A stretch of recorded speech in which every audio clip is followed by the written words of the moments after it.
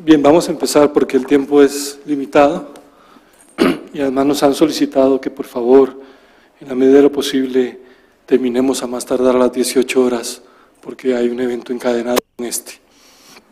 De manera tal que les quiero dar la bienvenida a todos y agradecer que estén con nosotros acá. La idea básica cuando organizamos esta mesa era poder reflexionar con algunos colegas egresados del CES y algunos colegas latinoamericanos sobre desafíos que tiene la investigación sobre desigualdad social en América Latina desde una perspectiva sociológica. Y la composición de la mesa expresa una de las preocupaciones centrales que ha tenido el Centro de Estudios Sociológicos en este tema.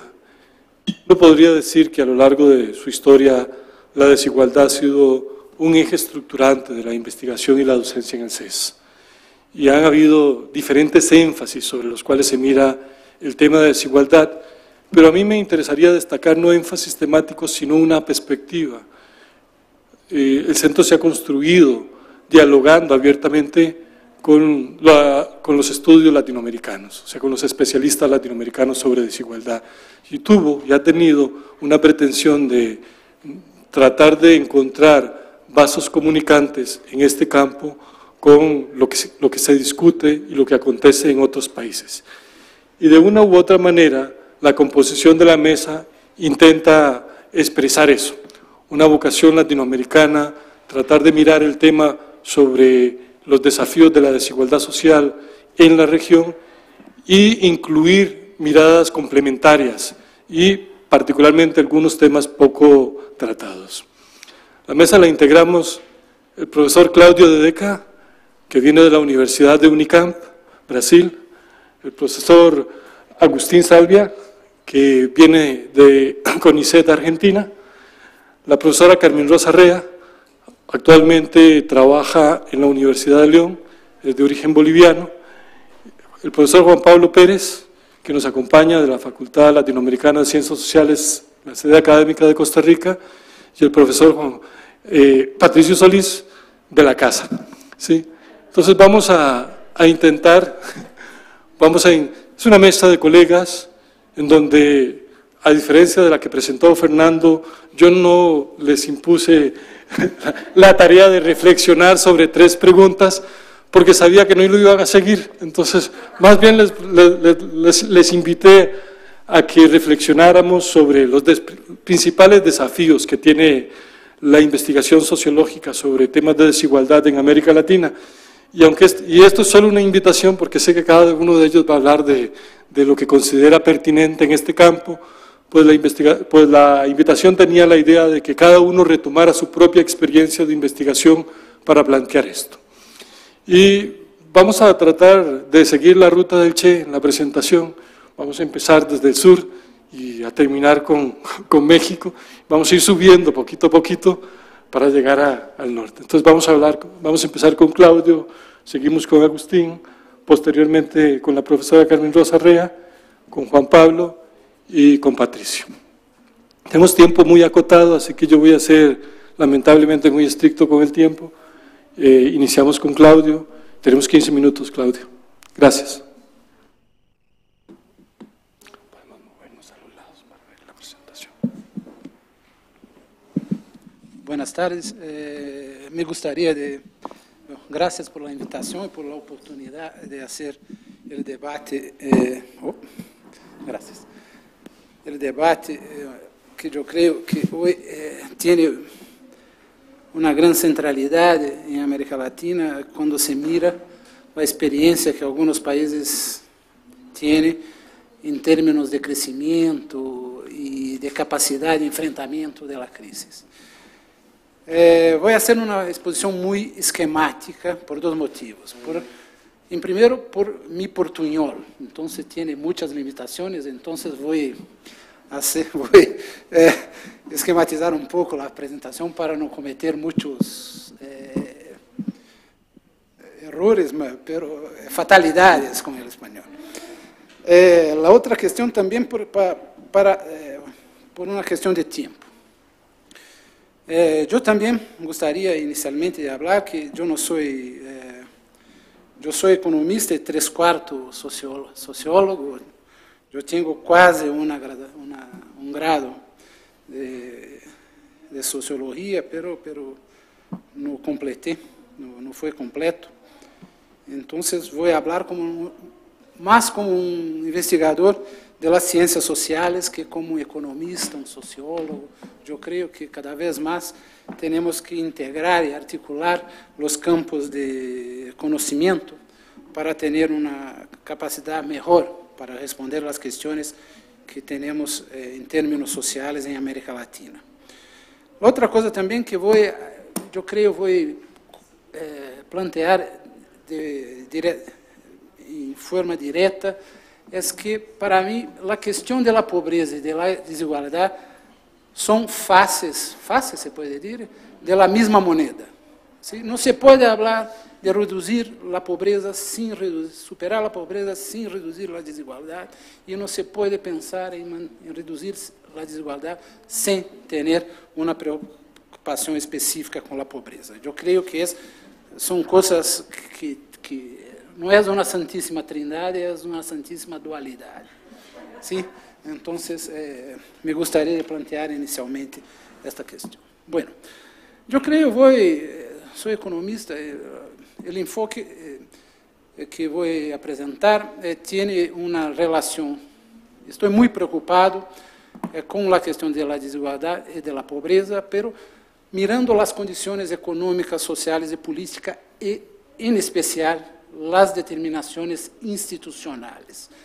Yo tengo trabajado mucho el diseño de las políticas sociales, por tanto, yo tengo un punto de vista más con un enfoque más privilegiado en las cuestiones institucionales de la administración y la gestión de la política. Voy a dar un ejemplo. En Brasil tenemos una política de salario mínimo que yo he hecho la proposición inicial, después hicimos un acuerdo social y hoy tenemos una política de Estado para la valorización del salario mínimo. Entonces, y también estamos debatiendo la posibilidad de tener una política de Estado para otras dimensiones sociales. Entonces, es una preocupación y la presentación tiene este enfoque. La segunda cuestión es que mirar las políticas sociales como un punto importante para la estrategia de desarrollo. No es una consecuencia, es punto de partida para la estrategia de desarrollo. Entonces, tenemos que invertir la lógica tradicional como tratamos las políticas sociales. Las políticas sociales tienen un papel decisivo para el diseño de la estrategia de desarrollo. Y, finalmente, mirar los derechos sociales y políticos como una cuestión relevante para el debate de la pobreza y de la desigualdad.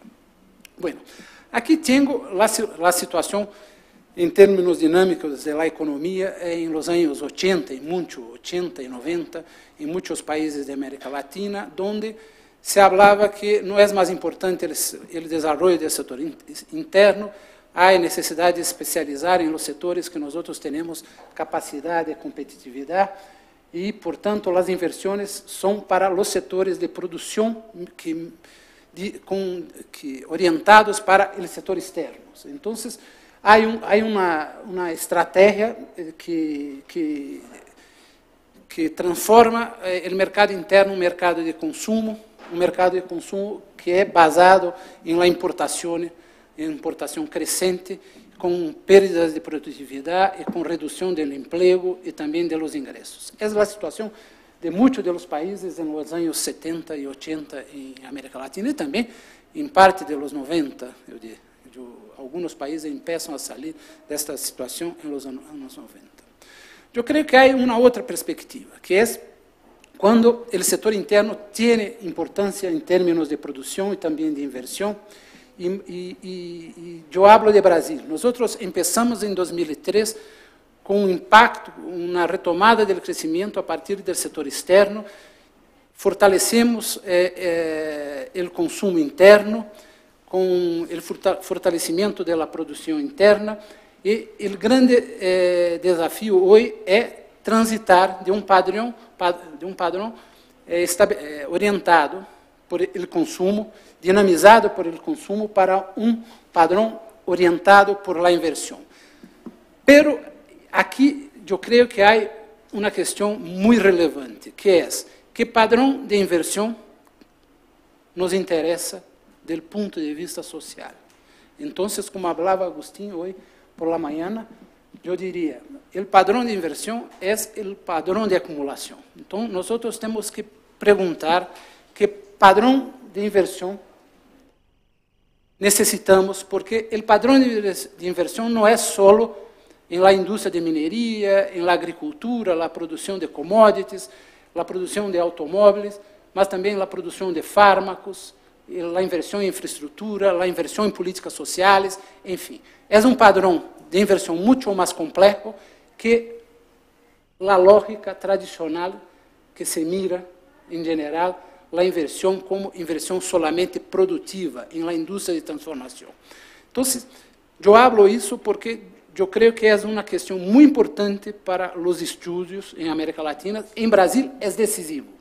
Nuestra capacidad de crecer y reducir la desigualdad de ingreso corriente basado en el consumo está agotado. Tenemos que transitar para el padrón dinamizado por la inversión, y este es un gran desafío. El gobierno está haciendo un esfuerzo brutal y los resultados hasta el momento son muy pequeños. Entonces, yo creo que hay necesidad de debatir, de definir un nuevo padrón de acumulación que está definido por la estructura de las inversiones y transitar de un padrón basado en el consumo para un padrón asentado en la consumación. Acá tenemos las consecuencias a corto y largo plazo de las dos dinámicas. La primera dinámica tiene una reactivación de la actividad económica, tendencia de tercerización de la estructura productiva, descenso de la productividad y restricciones crecientes para las políticas sociales y de trabajo. Fue lo que nosotros conocemos en los años 80, 90, ¿sí?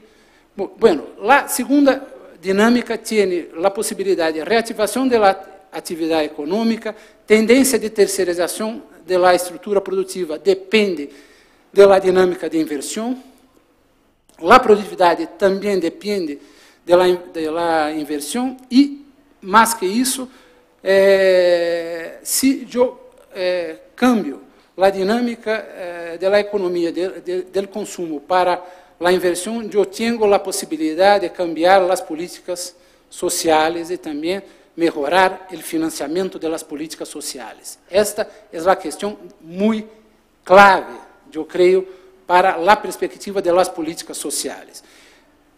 Bueno, aquí tiene un conjunto de cuestiones que yo creo que es muy importante para los estudios sobre la cuestión social en América Latina. La primera es mirar la institucionalidad de las políticas sociales y de trabajo. ¿Qué tipo de institucionalidad tenemos? ¿Cómo que estas políticas pueden contribuir para un desarrollo más equitable, con reducción de la desigualdad? Entonces, es una cuestión muy importante. ¿Por qué? Porque yo tengo que actuar sobre el diseño de las políticas sociales para tener un padrón de inversión nuevo, ¿sí? No centrado en los sectores productivos clásicos y centrado en las necesidades económicas y sociales de cada uno de nuestros países.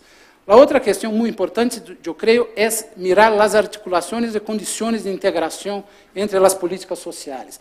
Hay una desarticulación muy grande y durante los años 90 las políticas de focalización provocaron una desarticulación mayor entre las políticas. Entonces tenemos una fragmentación y una superposición muchas veces de políticas, de instrumentos, de programas y de acciones que es necesario cambiar para dar mejor sinergia entre las políticas de educación, salud, habitación, entre las políticas sociales.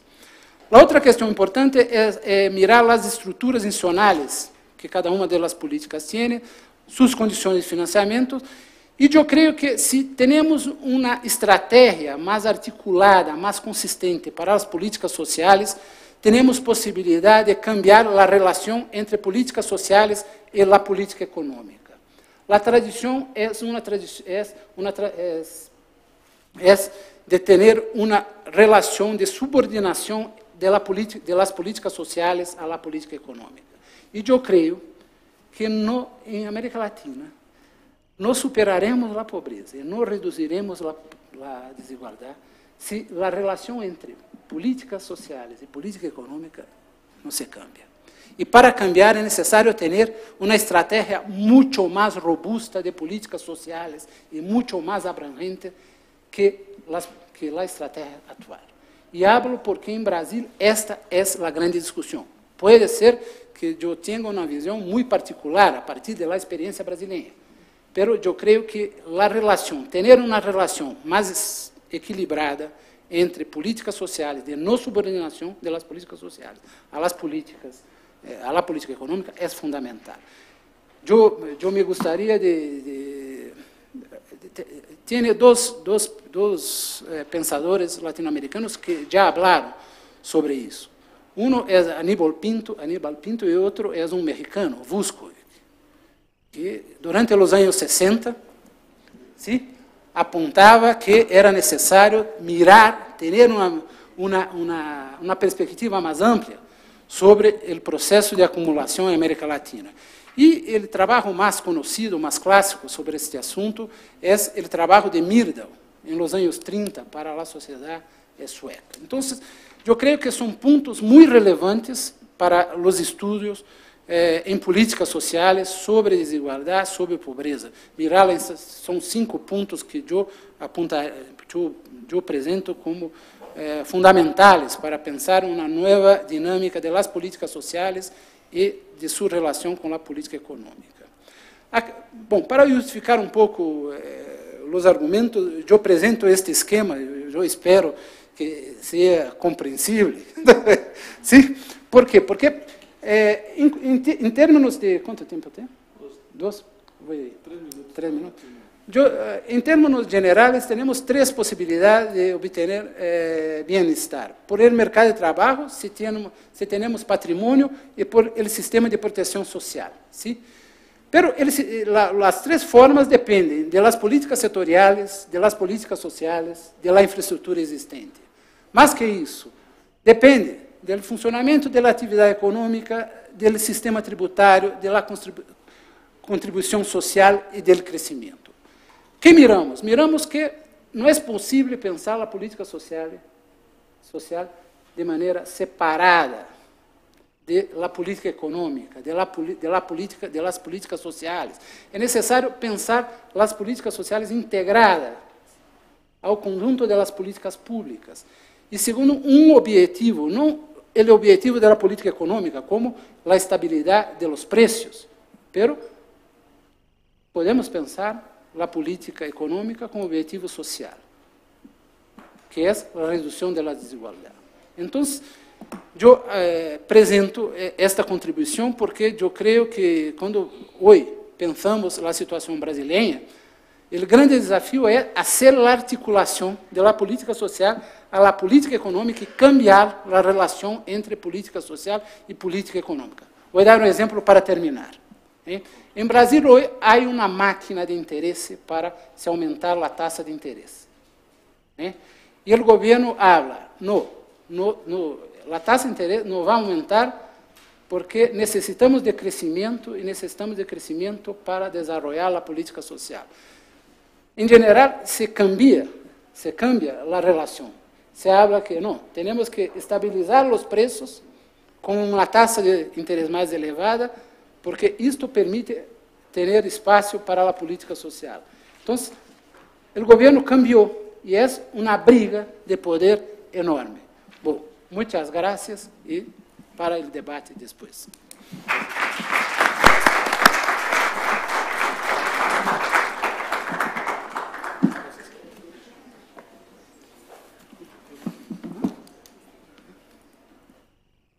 Claudio, ¿dónde estaba acá está. Bueno, Bueno, buenas tardes. Interesante el planteo de Claudio.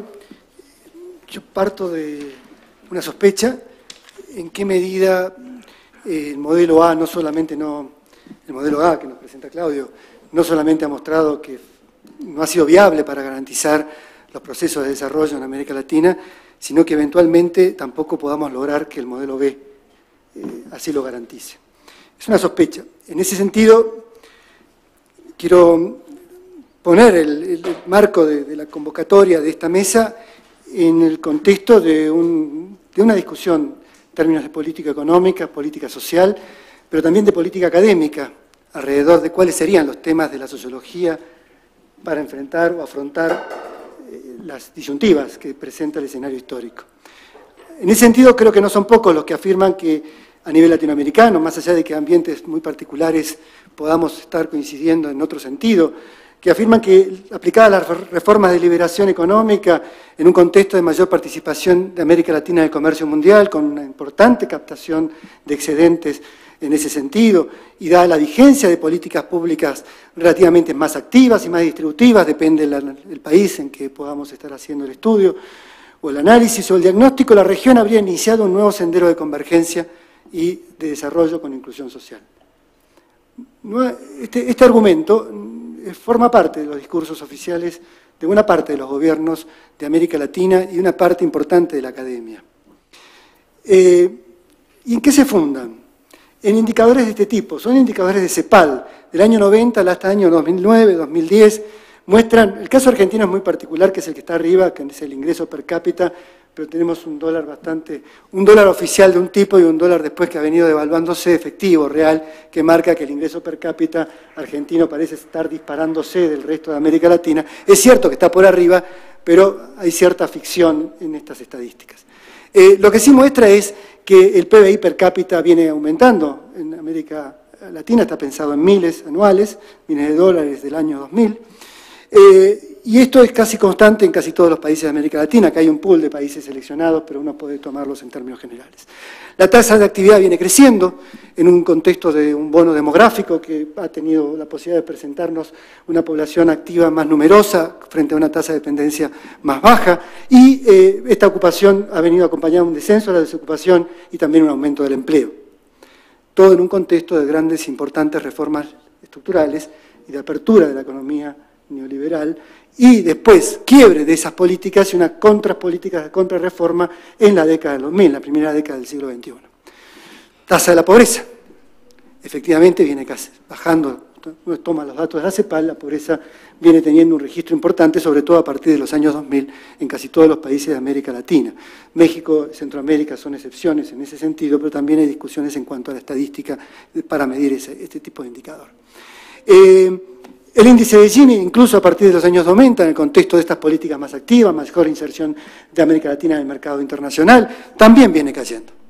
Más allá de que haya dudas con respecto a la construcción del índice de Gini y de su validez como indicador para medir la desigualdad, efectivamente parece ser que estamos en el mejor de los mundos, junto con una política social más activa, con un gasto público que viene creciendo, que volvió a crecer en la década a partir de los años 2000 y que efectivamente ponen en juego la idea de que efectivamente podemos estar avanzando hacia un modelo de desarrollo con inclusión social y un Estado más activo en la distribución a través de los programas sociales. Bien, y esta vinculación virtuosa que presentaba Claudio como una relación posible, históricamente posible, que debería ser potenciada en función de una inversión hacia el endógeno, de una mayor articulación entre las políticas sociales y la política de desarrollo. Viejas preguntas que dominan la agenda política. Efectivamente, entonces, un proceso de convergencia hacia el desarrollo que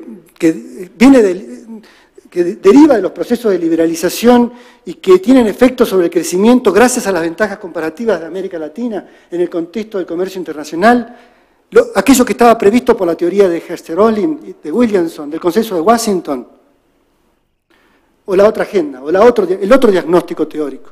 Un proceso de efectiva modernización con inclusión, gracias a un sector externo del cual lo podemos aprovechar a través de políticas de inversión y la ampliación del mercado interno mediante programas de crédito, de inversión en infraestructura, salud, educación.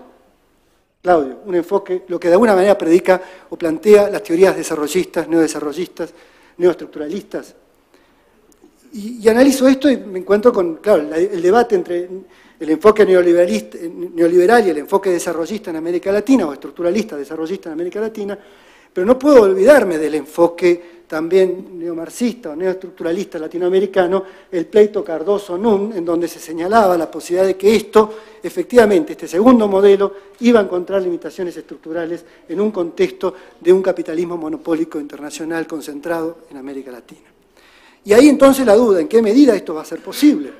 ¿Y cuáles son las tareas de la sociología frente a un escenario no cierto, sino incierto?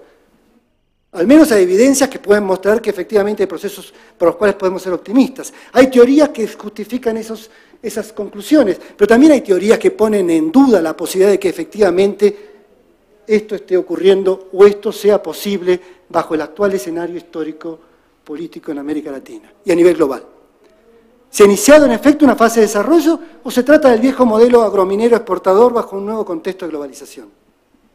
Capitales que llegan a América Latina, que se instalan, generan, motorizan, generan superávit fiscal, posibilitan gasto social, gasto público, motorizan sectores intermedios de la economía, y ahí logra ese crecimiento la movilidad social e incluir a los excedentes absolutos de fuerza de trabajo, o relativos de fuerza de trabajo. ¿En qué medida ese modelo va a seguir generando sectores excluidos, entre comillas, marginados económicamente, masa marginal de NUM? ¿O en qué medida el actual crecimiento económico y el aumento del capital humano y los programas de lucha contra la pobreza, bueno, son posibles, van a permitir un aumento del empleo productivo, una menor desigualdad, una mayor sustentabilidad incluso ambiental? ¿O acaso esos mismos modelos de desarrollo y acumulación no están produciendo un conjunto de efectos de crisis ambientales importantes, no solo en cuanto a la capacidad de absorber el consumo, la demanda de energía, sino incluso a los procesos de contaminación ambiental? Bueno, pongo sospechas, porque creo que la agenda sociológica debería poner crítica o reflexiva, debería plantearse estos temas no como una certidumbre, es decir, no asumir el diagnóstico, sino plantearse la pregunta crítica frente a lo que está ocurriendo. Acá lo que estamos viendo es la participación del ingreso total del 10% más rico. Es cierto, cayó el Gini, pero si uno explora un poco más, sectores medios estuvieron en ascenso. Pero ¿qué pasó con el 10% más rico? Y ha caído, más allá de que hay problemas en la captación de los ingresos sectores medios profesionales por las encuestas de hogares, muestra que casi en ninguno de los países que estamos poniendo acá ha habido un cambio cualitativo. Su participación sigue siendo alrededor del 40%. ¿Qué pasa con el 40% de los hogares más pobres? Y no ha modificado su participación alrededor de un 12% desde el año 90 hasta el año 2009. Pero hay algo que no se mueve, a pesar de que crezca la inversión, crezca el comercio, crezca el gasto social, baje la pobreza, se reduzca el índice de Gini, aumenta el empleo. ¿Qué le pasa? Este es el 40% del ingreso laboral.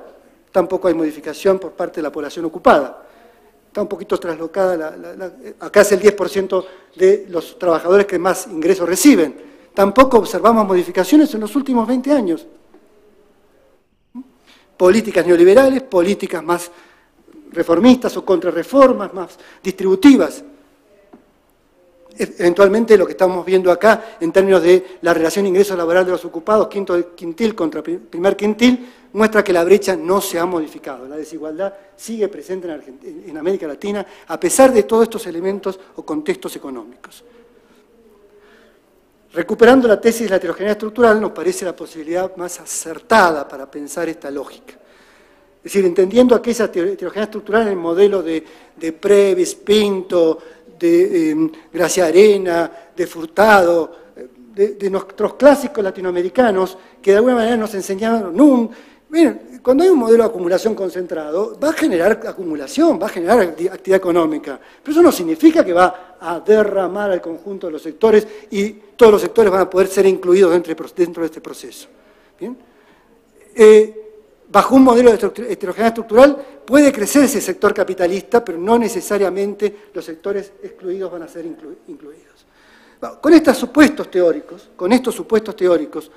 ¿estamos en presencia entonces de un círculo virtuoso o potencialmente virtuoso? ¿O se trata de un proceso que va a reproducir la heterogeneidad estructural, tanto a nivel productivo como sociolaboral, sociocultural, y que sigue generando o manteniendo excedentes estructurales? ¿No es este crecimiento la expresión de una nueva fase de acumulación? del capital monopólico internacional? ¿No es una nueva fase de globalización que América Latina se abre a ella frente a eso y con todas las expectativas vengan los capitales que los necesitamos en función de promover la modernización? Bueno, algunas preguntas sociológicas relevantes. ¿En qué medida la dinámica del crecimiento cambió la estructura sectorial y productiva del empleo? Desde el enfoque sociolaboral, es una de las líneas de trabajo mías, podría haber otros en otras líneas. Desde una sociología económica, de la sociología laboral, ¿en qué medida la dinámica del crecimiento cambió la estructura sectorial y productiva del empleo? ¿Absorbió el sector formal la fuerza de trabajo del sector informal o aumentó la productividad del sector informal convergiendo con el formal? Y no formal o informal en la lectura regulacionista, sino de la lectura preal, básicamente, donde se rescataba la idea de una heterogeneidad en los niveles de productividad al interior de la estructura del mercado de trabajo y de segmentación del mercado de trabajo. Desde ahí me hago estas preguntas. Creo que esto es interesante, clave para entender lo que ocurre en el mercado de trabajo, alejándonos más bien de la literatura y de las modas que vienen de países más centrales o de economías más estructuradas. ¿Se redujo la brecha de productividad de ingresos al interior de la estructura social del empleo? Bueno, pongo algunos datos. Tengo muchos datos vinculados al estudio de Argentina. He buscado y hecho el esfuerzo de reunir datos latinoamericanos, como los que presentaba anteriormente, y esta es la participación del sector formal de la economía bajo la definición pre-ALBRIT, con datos de CEPAL en América Latina entre 90 y 2009 para los países que están ahí. 60% de la población participa de alguna manera en el mercado estructurado. 40% de los trabajadores participan en los mercados informales, no estructurados, cuentas propias, pequeños establecimientos, pequeños empleadores o microemprendedores, trabajadores asalariados de baja productividad. Y no ha tenido cambios cualitativos esa estructura. La estructura ocupacional, mirada de esa manera, no ha mejorado, no se ha alterado durante estos últimos 20 años. ¿Se podrá alterar? Esta es la brecha de ingresos. Son los ingresos de los trabajadores del sector formal, los ingresos de los trabajadores del sector informal, y la brecha no se ha modificado. Se ha mantenido esa brecha estructural entre un nivel y otro, y tómenlo como indicador no solamente de ingresos o de bienestar, sino de productividad. Podríamos pensarlo de esa manera. Bueno, un diagnóstico posible y una nueva agenda. Si el modelo B que nos proponía Claudio no es viable, y estamos en presencia de un proceso de reproducción de la heterogeneidad estructural, las nuevas condiciones macroeconómicas y las políticas sociales no van a ser suficientes para garantizar el desarrollo. Y el modelo de concentración de capital va a continuar, dado que lo impone la dinámica de la globalización, y no va a implicar ninguna alteración a lo que venimos viendo en los últimos 20 años, por más integración al mundo que hayamos tenido, bajo políticas de reforma o bajo las políticas de no reforma. La posición relativamente más favorable que tendría América Latina frente a este escenario, materia demográfica, el bono demográfico, tanto comercial como equilibrios fiscales, por los ajustes que se fueron haciendo y por la capacidad exportadora, da la posibilidad de promover el crecimiento. El crecimiento es posible promoverlo. Y por lo tanto también es posible bajar la pobreza. Ahí disiento con el planteo de Claudio. No necesariamente van de la mano. Uno puede bajar la pobreza o puede aumentar la pobreza y la desigualdad se podría comportar en términos contrarios. Es decir, no hay correlación estrecha, directa, unívoca. Hay dimensiones, podemos ser más pobres y más desiguales. O puede haber más pobres y más desigualdad. Puede haber menos pobreza y haber más desigualdad, perdón, a la inversa, ¿no? Es decir, efectivamente puede comportarse en forma inversa este comportamiento. Obviamente una política virtuosa significaría poder reducir la desigualdad, fomentar el crecimiento y bajar la pobreza. Esa sería una política virtuosa. Pero podemos estar generando crecimiento, bajando la pobreza y aumentando la desigualdad. Y esto es claramente factible. Digo, ahí hay experiencias históricas, concretas, que muestran procesos de esa naturaleza. Acá se me mezclaron las diapositivas, pero un diagnóstico posible en una agenda. Esto llevado al campo de otras áreas de la sociología o de las ciencias sociales. Desigualdades sociocupacionales y marcos regulatorios. ¿No existe acaso desigualdades estructurales en los marcos regulatorios que rigen los distintos mercados de trabajo? ¿No es la manera que se regulan los mercados formales? Y otra, la vinculación el modo en que se organizan el sector informal de la economía. estudiar esas desigualdades y la falta de articulación y la imposibilidad de esa articulación y el aumento de esas lógicas en el campo sociolaboral, y estaría mostrando indicadores de heterogeneidad estructural. La posibilidad de pensar que hay convergencia y que los sectores del sector formal empiezan a ganar tanto, del sector informal gana igual que los del sector formal en términos de ingresos, sí, habría convergencia. Si los marcos regulatorios se van articulando, esperemos que no vía flexibilización laboral, porque son más competitivos los del sector informal, bien, sino a través de un marco mucho más protector, bueno, habría efectivamente convergencia. Las desigualdades socioeducativas y socioculturales con efectos de subciudadanía política son muy importantes. La calidad educativa, los servicios educativos que se brindan en el sector, en sectores atrasados, marginales, no solo son marginados desde el punto de vista económico, ocupacional, sino son marginados desde el punto de vista de la salud, de la educación. Ahí hay servicios de salud y de educación completamente distintos a los del sector más dinámico, estructurado de la economía. Esas desigualdades son transiciones, son transitorias o son estructurales y no tienden a reproducir justamente las desigualdades estructurales. Y no crean ciudadanos de segunda y de primera en el contexto político. 2. Desigualdades en la estructura y los procesos de movilidad social intergeneracional. Las posibilidades de movilidad social que tienen los sectores profesionales o las clases medias son las mismas que tienen esos sectores marginados estructuralmente. ¿Cuáles son sus techos? Creo que el estudio, justamente desde un enfoque latinoamericano, introduciendo la heterogeneidad estructural en los análisis de movilidad social intergeneracional, también nos pueden dar luz sobre procesos que no son hacia la convergencia, sino hacia la reproducción de la divergencia.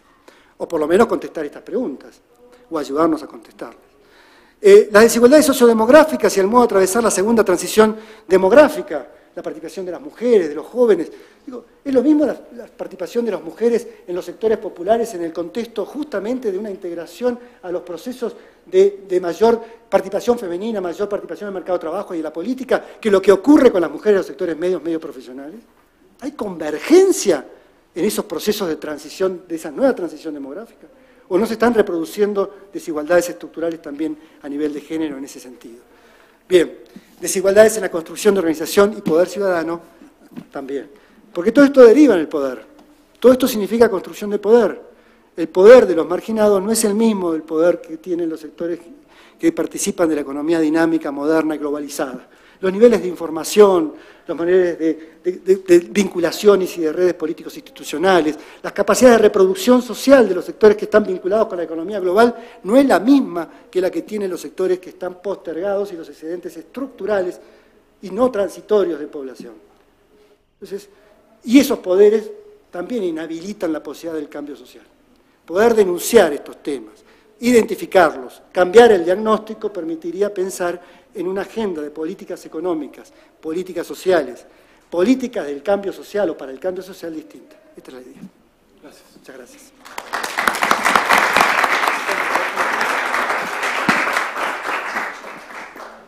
Bien, le damos la palabra ahora a la profesora Carmen Rosa Rea, quien a diferencia de Claudio y Agustín, que tiene un enfoque más estructural, mira las desigualdades desde una perspectiva diferente, poco tratada en el debate sobre la desigualdad en América Latina, y quien habla a partir de una investigación sobre el caso boliviano, casos sobre los que sabemos más hoy en términos generales, pero poco en términos de las dinámicas que cruzan la desigualdad en estos contextos. ¿Funciona el micrófono? Sí, ¿no? Buenas tardes. Bueno, como les decía Maynor, yo voy a hablar de un tema que he trabajado en la tesis.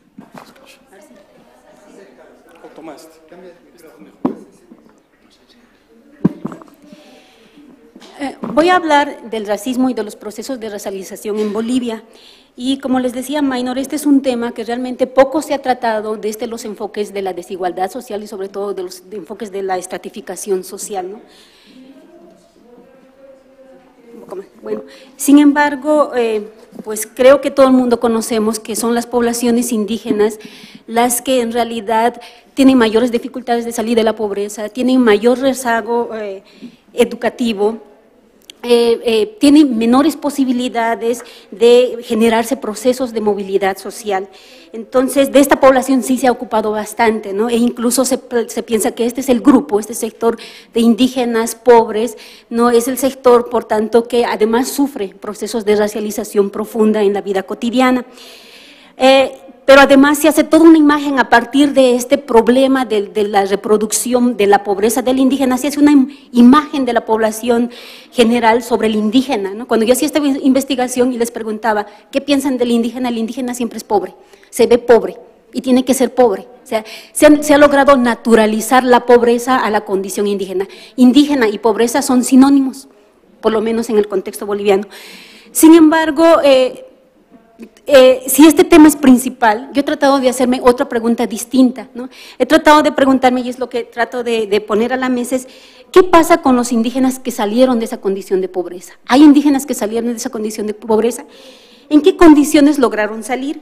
¿Cómo a partir de esa nueva condición social experimentan situaciones de racismo o no experimentan situaciones de racismo? Entonces, mi interés es desplazarnos un poco del polo de análisis donde se ha centrado todos los estudios sobre la población indígena y ubicar esta discusión además en los estratos medios, ¿no? De eso me ocupé en la tesis de doctorado y de eso quiero hablar un poco acá. Pero además, ¿por qué racismo? Me llama la atención este tema porque después de que este tema es histórico en realidad en toda América Latina y ha habido procesos de negación muy profunda, todavía lo hay, ¿no? Pero sin embargo este tema solamente a partir de esta década ha empezado a tomar importancia tanto en la academia, tanto en el ámbito político, pero también en la vida cotidiana. Y era la segunda pregunta de investigación que me hacía, ¿por qué? ¿Por qué el racismo, un viejo tema pero al mismo tiempo tan presente, está entrando otra vuelta al tema de debate? Y en Bolivia se ha discutido bastante sobre este tema, más aún en el contexto que estaba experimentando Bolivia desde el 2005, la presencia de Evo Morales en el gobierno. Y por tanto se ha generado mucha discusión tratando de decir que en realidad el tema del racismo en Bolivia debe ser analizado desde la coyuntura política, es decir, ¿por qué Evo Morales en el poder? El tema del racismo lo trajeron los movimientos indígenas, pero además surge en este contexto de apertura política donde desde los 90 pues el tema de la diferenciación social entra en la mesa de discusión.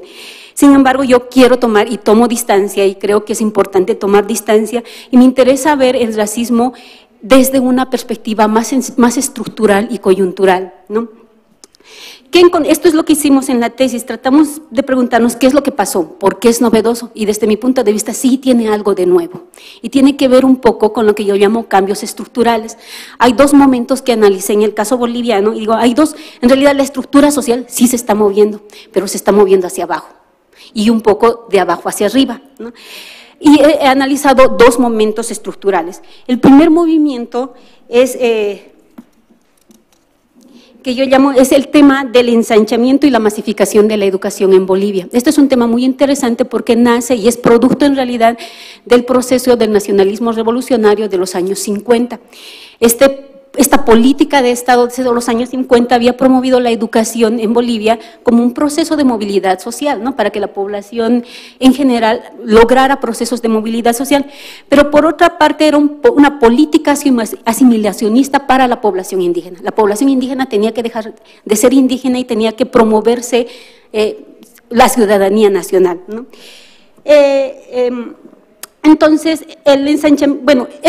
esta política tuvo sus resultados recién en los 80 y 90. En los 80 y 90, por tanto, nos encontramos con que hay un proceso de masificación de la educación acompañada además de procesos de migración campo-ciudad. Como resultado de este proceso de nacionalización de la segunda mitad del siglo XX, ¿no? Entonces, este proceso, como les decía, empieza a verse recién a fines de los 80 y es posible sostener, incluso hay estudios que sostienen, bien argumentados, ¿no?, que en términos de rezago educativo, la diferencia entre población indígena y población no indígena no es significativa.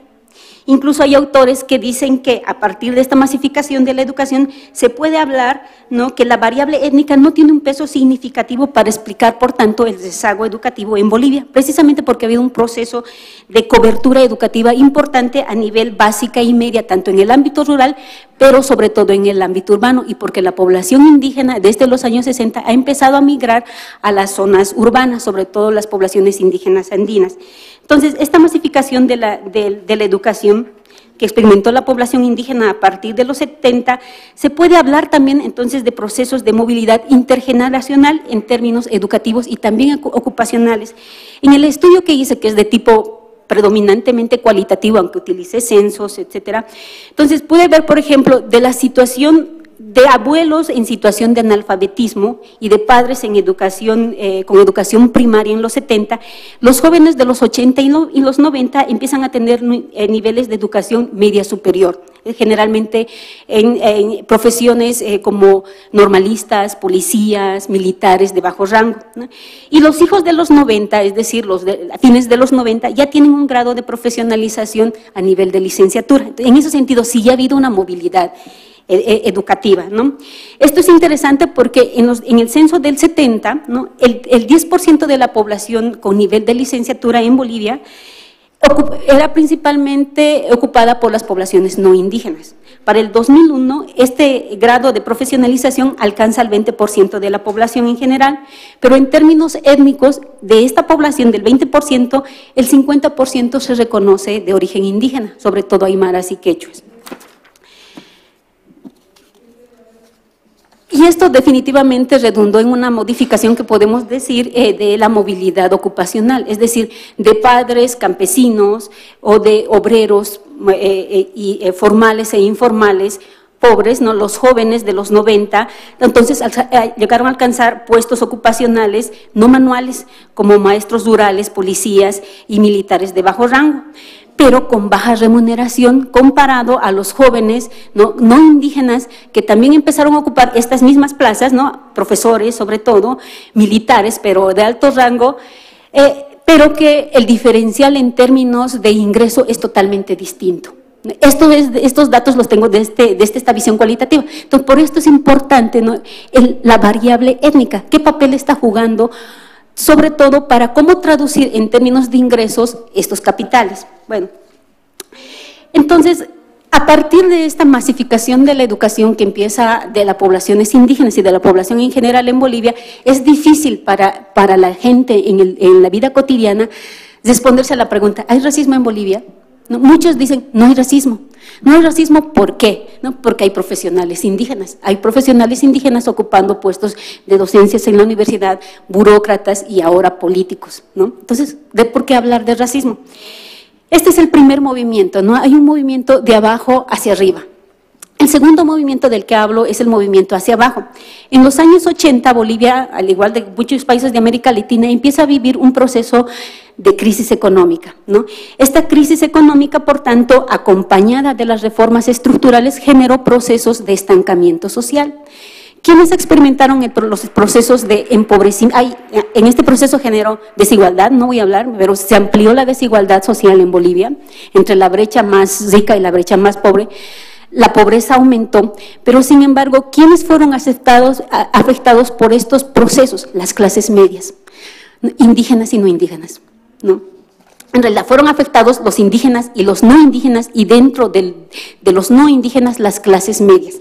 Entonces, estamos ante dos fenómenos. Por una parte, hasta los 80 hay una masificación de la población importante, pero sin embargo, esta población, ¿no?, empieza a quedarse sin empleo, que ese es un tema importante.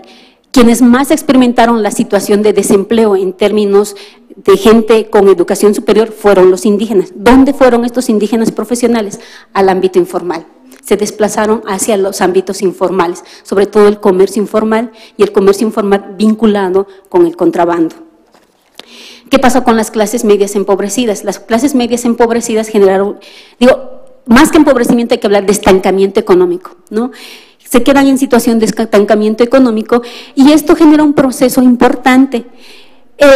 Se da un proceso de lo que yo llamo las aperturas de los espacios de cierre social. En una situación de estancamiento, ¿qué les queda a estas clases medias, pero que además se sienten mestizas, y no solamente mestizas, se sienten blanqueadas? Empiezan a abrir sus espacios de cierre social, las escuelas privadas, ¿no?, y los barrios residenciales.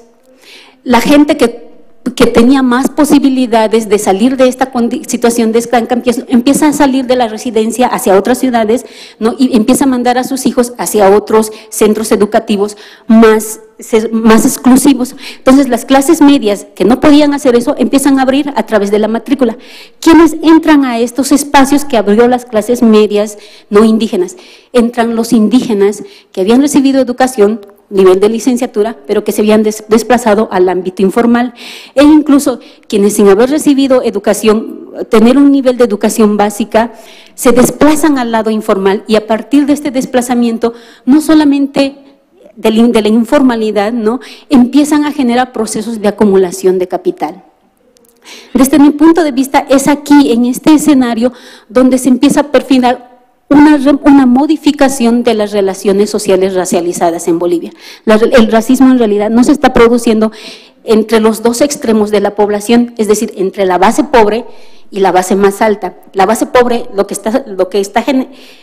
los indígenas pobres experimentan el racismo estructural, pero son las clases medias, los indígenas de clase media, los que están experimentando otro tipo de racismo, de tipo mucho más cotidiano. ¿Por qué? Porque este movimiento lo que está generando es, en realidad, lo que llamamos a decir una crisis de identidad de las clases medias, ¿no? Las clases medias bolivianas, por lo menos, tenían los capitales, el capital económico y el capital cultural, como los elementos de su condición de clase. Funcionaban como los factores legitimadores de su condición de clase. ¿Qué pasa cuando ciertos indígenas empiezan a acceder a estos capitales? ¿No? Cuando ciertos indígenas empiezan a acceder a esos capitales, además indígenas desindianizados en el sentido que hablamos en Bolivia, es decir, que habían perdido todas sus marcas culturales, ya no son de lengua original indígena, ya no visten de manera indígena, hablan perfectamente el español, tienen ingresos económicos, ¿no? Tienen un nivel cultural interesante. Entonces, ¿qué es o por qué es que sobre estas personas se está generando procesos de racialización? Es lo único que queda y que no pueden perderse, es el fenotipo. Entonces, se está regresando y se está enfatizando en el factor fenotipo como un capital racial. Yo hablo en estos términos como capital racial. Hay que hablar y hay que ver cómo el capital étnico y el capital racial, sea fenotipo, y otros rasgos sociales como la procedencia, el origen étnico o la misma situación de informalidad o formalización de sus actividades económicas, vienen a constituirse en elementos, en esos términos racializadores, y por tanto se convierten en capitales a partir de la cual la gente puede medir, ¿no? Puede medir y mide al otro. Entonces, la pregunta que digo es cierto, en Bolivia creo que sí ha habido en estos términos un proceso de movilidad para ciertos sectores indígenas. El gran problema es que no puede pasar. O sea, a pesar de que ha logrado ciertos accesos a recursos, ¿no?, el gran problema es la legitimación de su condición, de su nueva posición social. No hay legitimación, sigue siendo pobre. Y como dicen en Bolivia, indio, tendrá plata, pero sigue siendo indio, ¿no? Bueno, he ido un poco de manera desordenada, pero para mí este es el problema que debemos poner en punto de debate, ¿no? El racismo sí está cambiando, pero además está cambiando no solamente porque se está extendiendo a las clases medias, sino porque además la gente está resistiendo. Personas de origen indígena, pero que además tienen capital económico, pero que además tienen capital cultural, ya responden, se resisten más en esa situación de igualdad. O sea, ¿cuál es la base de la desigualdad? Si indígenas y no indígenas ahora tenemos las mismas condiciones. Tenemos indígenas pobres y tenemos no indígenas pobres e indígenas en situación económica mayor. Entonces, ¿cuál es la base de la desigualdad? Por tanto, el racismo se ha problematizado, ¿no?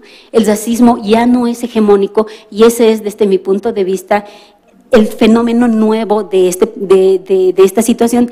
Pero hay algo más que quisiera poner en estos términos de debate, ¿no?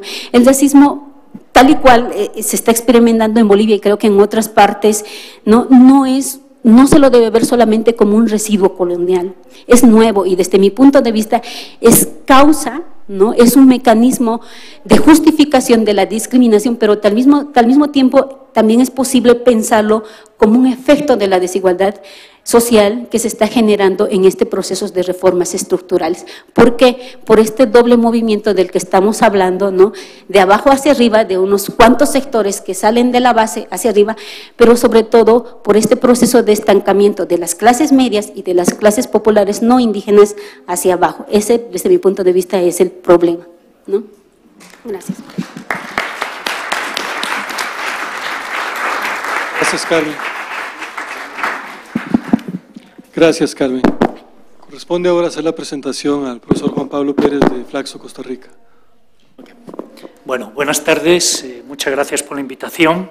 Yo voy a intentar reflexionar sobre un tema que para mí es nuevo, entonces lo que voy a decir es muy preliminar y en términos y en signos de interrogación, y que tiene que ver con lo que creo que es probablemente uno de los fenómenos más importantes que han sucedido en América Latina en la primera década del siglo XXI. Es ese llamado giro a la izquierda o regímenes post-neoliberales que han surgido en la región. Obviamente eso de giro a la izquierda y post-neoliberal, entre comillas, a gusto del consumidor o de la consumidora. Quiero plantear una serie de interrogantes en términos de desigualdades. Lo primero es explicitar, aunque sea muy brevemente, escandalosamente breve, desde dónde hago las preguntas.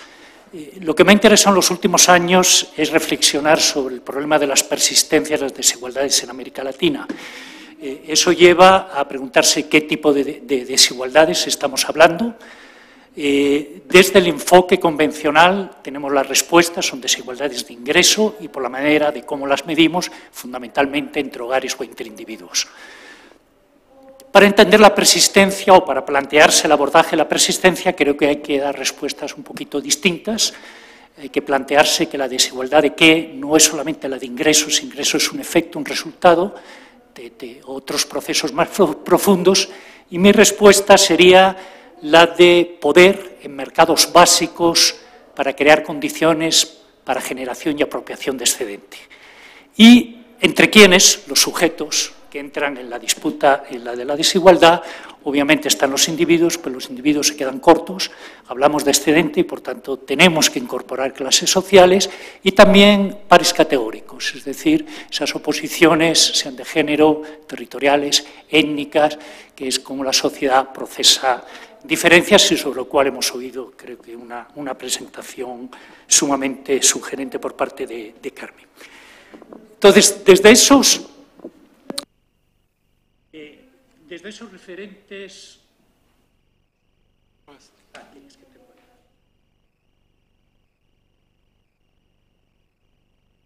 ¿La pila? Nos quedamos sin pila.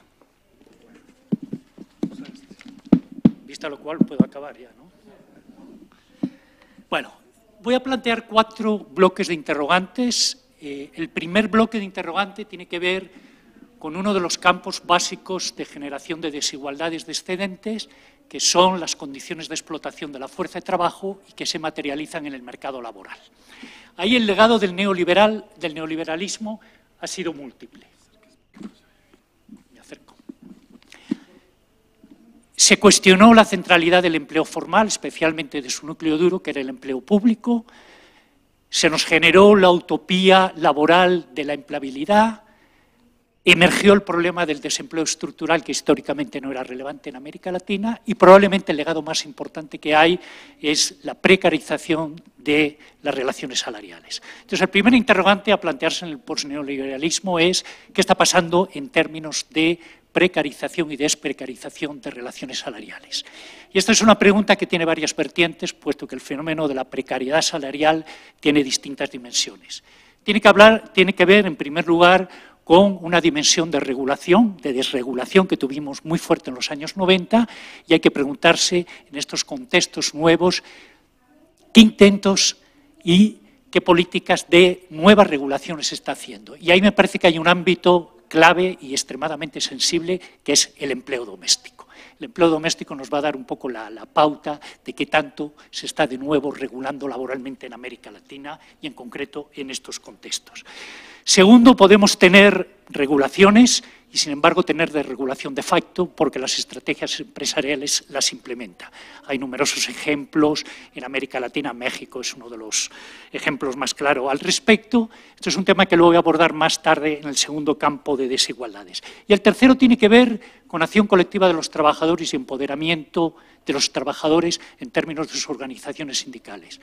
Hay que preguntarse qué está pasando con los movimientos sindicales, con las organizaciones sindicales en ese nuevo contexto, cómo se relacionan estos nuevos gobiernos postneoliberales con el movimiento sindical y, sobre todo, planteando un tema muy importante que es el tema de la autonomía sindical.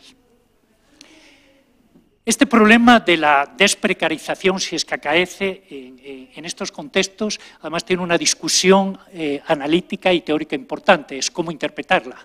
La vamos a interpretar recuperando las categorías de formalidad, es decir, lo que está reflejando es una reformalización del mercado de trabajo. Nos quedamos con la categoría analítica de precarización y desprecarización, o por el contrario, estamos ante un nuevo contexto, el modelo B, y a lo mejor necesitamos un nuevo marco analítico para interpretarla. El segundo campo de desigualdades de excedentes es el que tiene que ver con el acaparamiento de oportunidades de acumulación. Históricamente sabemos que los pequeños propietarios, empezando por los campesinos y acabando por pequeños propietarios urbanos, han sido históricamente excluidos. Pero creo que con el neoliberalismo y con el orden global tenemos un nuevo tipo de exclusión, que eran empresarios medianos y pequeños que en el antiguo modelo sí tenían oportunidades y participaban de la dinámica acumulativa, hoy en día se ven progresivamente excluidos. Y más aún, creo que lo que se da, y esto lo planteo a título de hipótesis, es una articulación perversa de estos dos campos de desigualdades. Me explico. En el mercado de trabajo lo que prevalece es precarización salarial, pero la precarización salarial no acaece en cualquier parte del tejido empresarial, acaece fundamentalmente en términos de pequeñas y medianas empresas.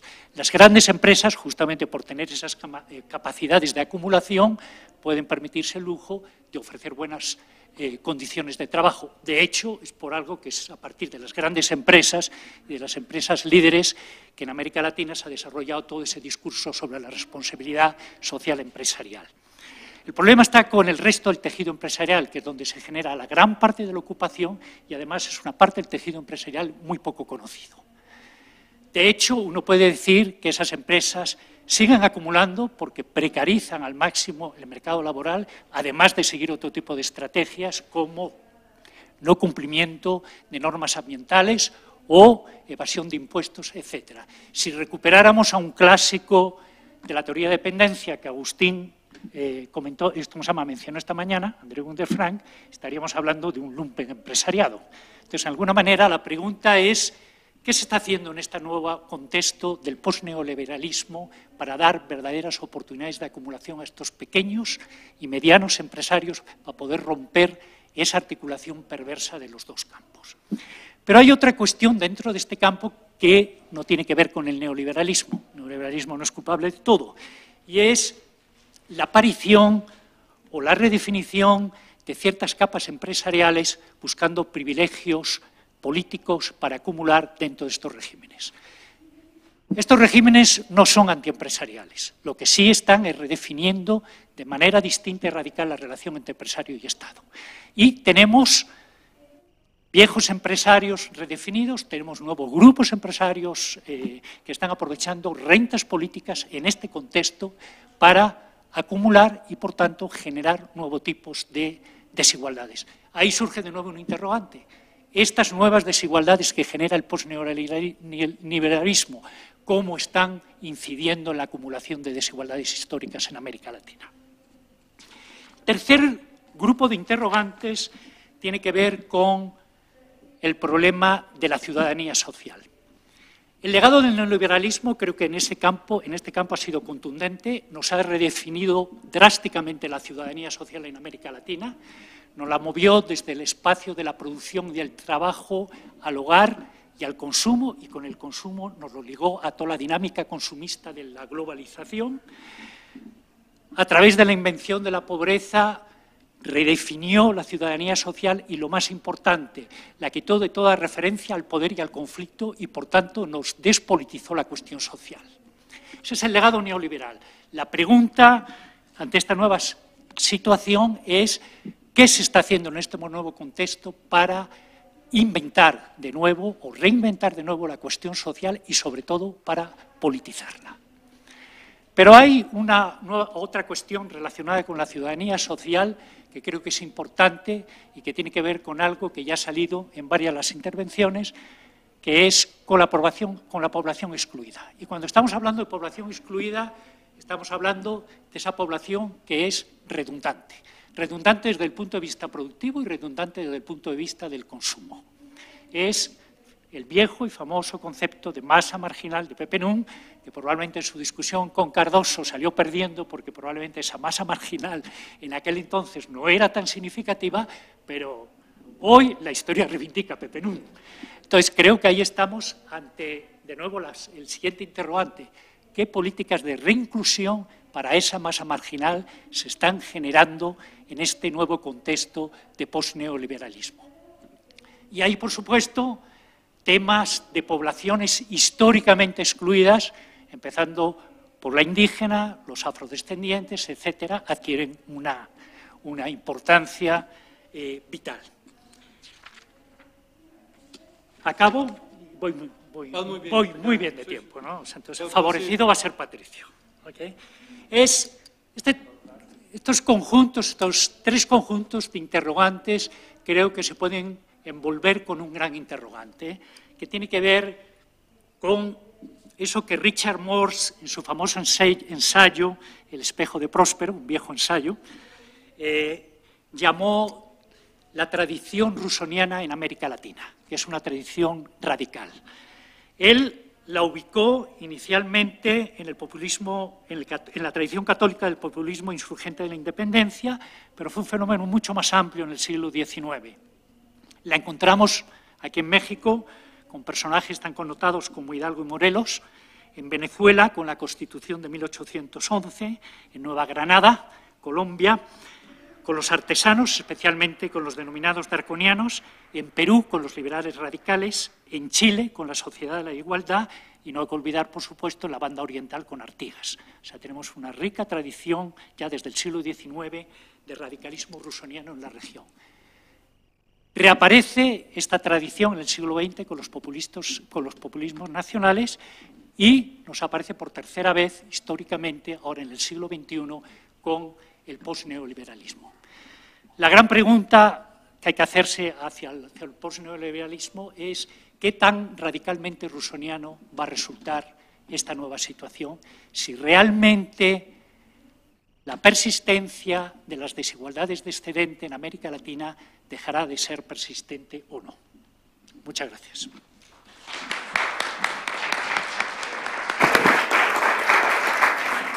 Gracias, Juan Pablo. Patricio, creo que necesitas el micrófono.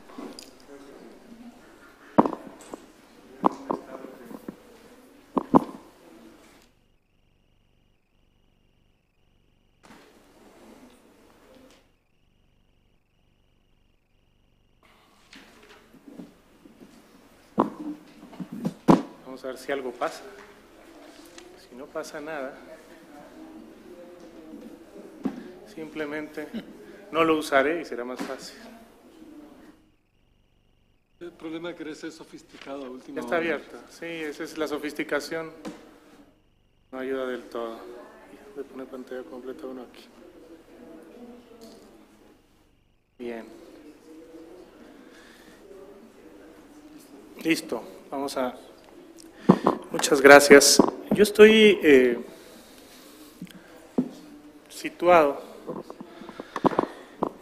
Cuando iba a organizar la presentación, me batallé para ubicarme en qué era lo que quería hacer. Y eso se va a ver obviamente en la presentación y seguramente se va a notar en que se me va a acabar el tiempo. Porque por una parte tenía interés en discutir qué implica, qué significa en términos muy generales hacer o desarrollar una agenda de investigación sobre estratificación y movilidad social en América Latina. Pero por otra parte, tengo resultados de un proyecto en el cual hemos estado trabajando ya desde hace 2 años con un grupo de colegas de 6 países de América Latina, en el que hemos estado trabajando con datos recientes, patrones, analizando empíricamente los patrones de estratificación y movilidad en nuestros países, de tal manera que estoy en medio de las dos cosas y con 15 minutos va a ser muy difícil realmente hacer la síntesis, pero lo intentaré.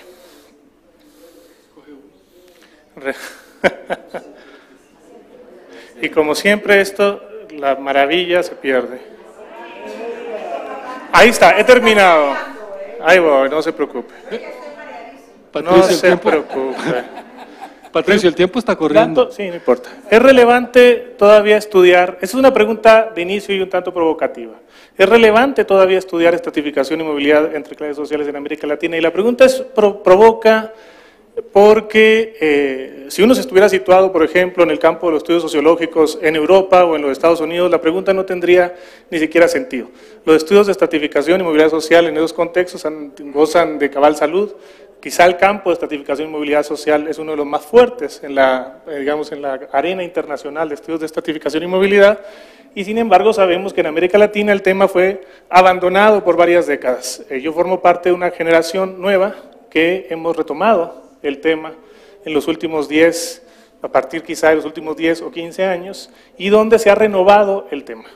Ahora, retoma vigencia, no viene al caso aquí, no tengo tiempo para explicar por las razones por las que la pierde, pero me parece que retoma vigencia porque promete varias cosas. Promete, por una parte, la posibilidad de realizar una taxonomía, diría yo, del espacio social, es decir, reconstruir la estructura de clases, describir cuál es la estructura de clases en nuestros países, cómo ha cambiado esta estructura y cómo esta estructura se vincula a los cambios más amplios de estructuras sociales y económicas experimentados por nuestros países en los años recientes. En segundo lugar, porque implica inherentemente una evaluación de justicia social. Es decir, los estudios de movilidad social se plantean el tema de qué tanta continuidad existe en las posiciones, en la estructura social de las personas a lo largo del tiempo, y el tema de fondo que está detrás es el de la desigualdad de oportunidades. Hoy en la mañana Iliana presentaba los resultados de su trabajo, donde justamente utilizaba un análisis de movilidad social para evaluar qué tanto un programa como Oportunidades permitía o no alcanzar o acercarnos al ideal de igualdad de oportunidades y en ese sentido fomentar procesos de equiparación de oportunidades a lo largo del tiempo. Y por otra parte, porque permite este campo identificar algunos mecanismos que contribuyen a la persistencia de la desigualdad a lo largo del tiempo. A través, como digo yo, del análisis de movilidad o inmovilidad intergeneracional, pero también de un análisis de factores asociados al logro individual. Ahora bien, para plantear una agenda, yo voy a plantear muy puntualmente 5 claves que podemos seguir para hacer una agenda de investigación sobre movilidad social en América Latina. Primero, se vincula con lo que dije anteriormente, lo primero es que hay que hacer una caracterización y un análisis de la morfología de las clases sociales. Es decir, este no es un tema cerrado, no es un tema en donde uno puede llegar y decir las clases sociales son estas y no hay otras, sino tiene que hacer análisis empírico, tiene que hacerse análisis empírico sobre cuáles son las estructuras de clase predominantes en nuestros países, cuáles son las convergencias, las divergencias, etcétera, etcétera. El segundo tiene que ver con la movilidad ocupacional, que se le plantea o se le define como movilidad de clases en los estudios clásicos de estratificación y otras dimensiones de la estratificación.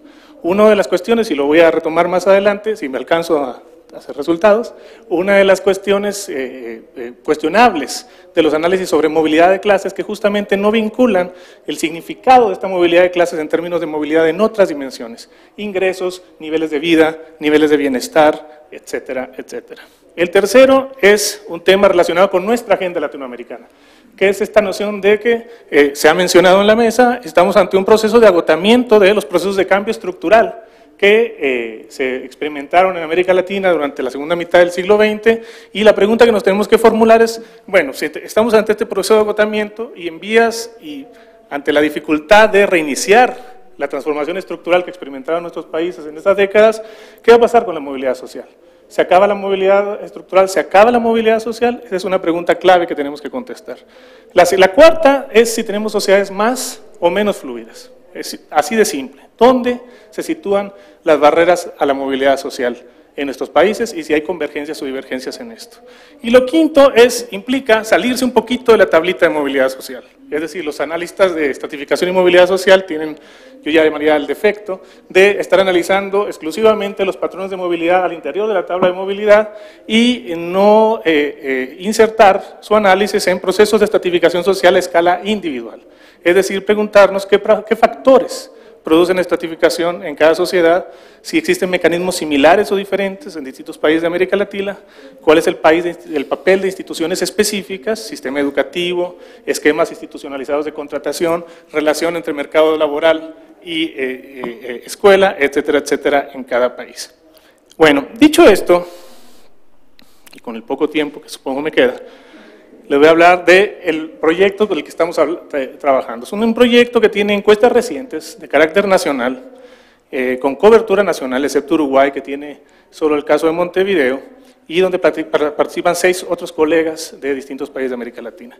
La dificultad es construir una metodología común. Ha sido dificultoso porque, ustedes saben, poner a 6 sociólogos a la distancia, además, a trabajar juntos, es una cosa complicada, pero la agenda se centra en 3 aspectos. El primero, este asunto de la distancia social entre las clases sociales en cada uno de los países. El segundo, el tema que les planteaba antes también, cambio estructural y movilidad absoluta. ¿Qué tanto cambio se observa en la tabla de movilidad social en cada país? Y el tercero, del cual no voy a hablar aquí, es el de la movilidad relativa. Los resultados finales van a estar pronto ya, estamos en una fase final de construcción del proyecto. El esquema que utilizamos, y este no es una conclusión, sino un punto de partida y una especie de concesión para llegar a acuerdo, es el esquema CASMIN de clases sociales, que es el esquema internacional más utilizado de estratificación social. No tengo tiempo aquí de centrarme en escribir todo el esquema, pero les señalo 2 o 3 cuestiones. Es un esquema que se centra en la distinción de relaciones laborales al interior del mercado de trabajo, en donde se divide en 3 tipos de relaciones: quienes trabajan por cuenta propia, por una parte, que en este caso son las clases 4AB, en ocupaciones no agrícolas, 4C en ocupaciones agrícolas, ¿sí? Luego tenemos encima, a la parte superior, los empleadores y profesionales, clase de servicios, y luego tenemos un conjunto de clases adicionales que son de asalariados y que se distinguen entre ellas por el tipo de relación que tienen. Algunas de ellas tienen una relación de servicios, particularmente trabajadores no manuales, y otras tienen relaciones asalariadas contractuales bastante más rutinizadas. Y es un esquema, como insisto, utilizado internacionalmente. Parte de la agenda de este grupo de trabajo es circular hacia una versión, digamos, latinoamericanizada de estos esquemas, porque creemos que parte de las limitaciones del análisis radica en la utilización del esquema. ¿Cómo andamos con tiempos? 7 minutos. 7, está perfecto. Resultados preliminares. Estas son, a ver si se distinguen los países, creo que sí, las brechas de ingresos entre las clases sociales, en donde normalizamos estableciendo 1 como la clase 1 y 2, la clase de servicios, la clase más alta, y después el resto como una fracción del resto de las clases sociales.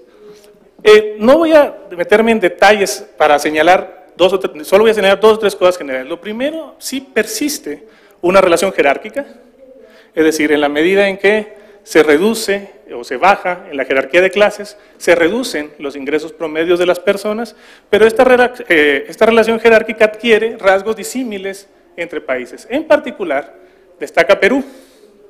Si ustedes ven a Perú, digamos, la distancia, el escalón que existe entre la clase superior, profesionales, recuerden, profesionales, gerentes, altos directivos, grandes empleadores, que son muy poquitos en nuestras encuestas, casi no los captamos. El escalón que existe es bastante menor en Perú que en el resto de los países. Este escalón es muy fuerte y el caso más fuerte es Chile, en donde tenemos una distancia enorme entre las clases sociales. Después, existen particularidades entre los países, pero lo que yo quisiera destacar acá es que se visualiza que persiste esta relación jerárquica y que por tanto sí persiste, digamos, las clases siguen importando, siguen habiendo factores de diferenciación, al menos en términos de ingresos ocupacionales que hacen a las clases importantes en el análisis de las desigualdades. Vale señalar que un análisis adicional centrándose en factores como precariedad laboral, indicadores de precariedad laboral o indicadores de probabilidad de caer en pobreza, también nos indica que existen fuertes distancias entre las clases. Esta es la estructura de clases de los países. Esas arañas básicamente nos dicen cuál es la proporción de casos que hay en cada clase social en los distintos países. En el de la izquierda, ustedes tienen a todos los países de América Latina, y en el de la derecha tienen un contraste con un promedio de 10 países europeos. Ese es el que está en rojo en la derecha. Solo les quiero plantear tres cosas interesantes acá. Tenemos, básicamente, es difícil de analizar hacia ojo de buen cubero rápidamente, pero el tema central es que tenemos una estructura de clases que está achatada en las clases superiores, es decir, tenemos una creación muy baja de clases o una proporción de trabajadores muy baja en las clases 1 y 2 y también en las clases 5 más 6, que son las clases de trabajadores industriales de alta calificación.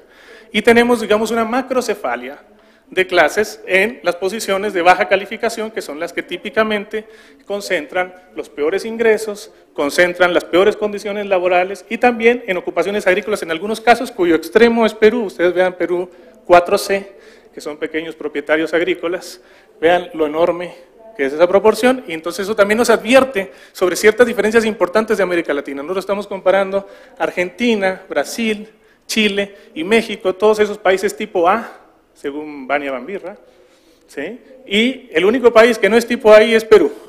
Es un país que tiene una historia distinta y una estructura diferente.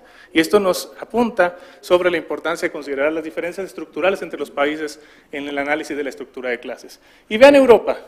Europa tiene una estructura bastante más concentrada en las ocupaciones de alta productividad. Y esta diferencia estructural nos marca límites a la movilidad estructural en nuestros países.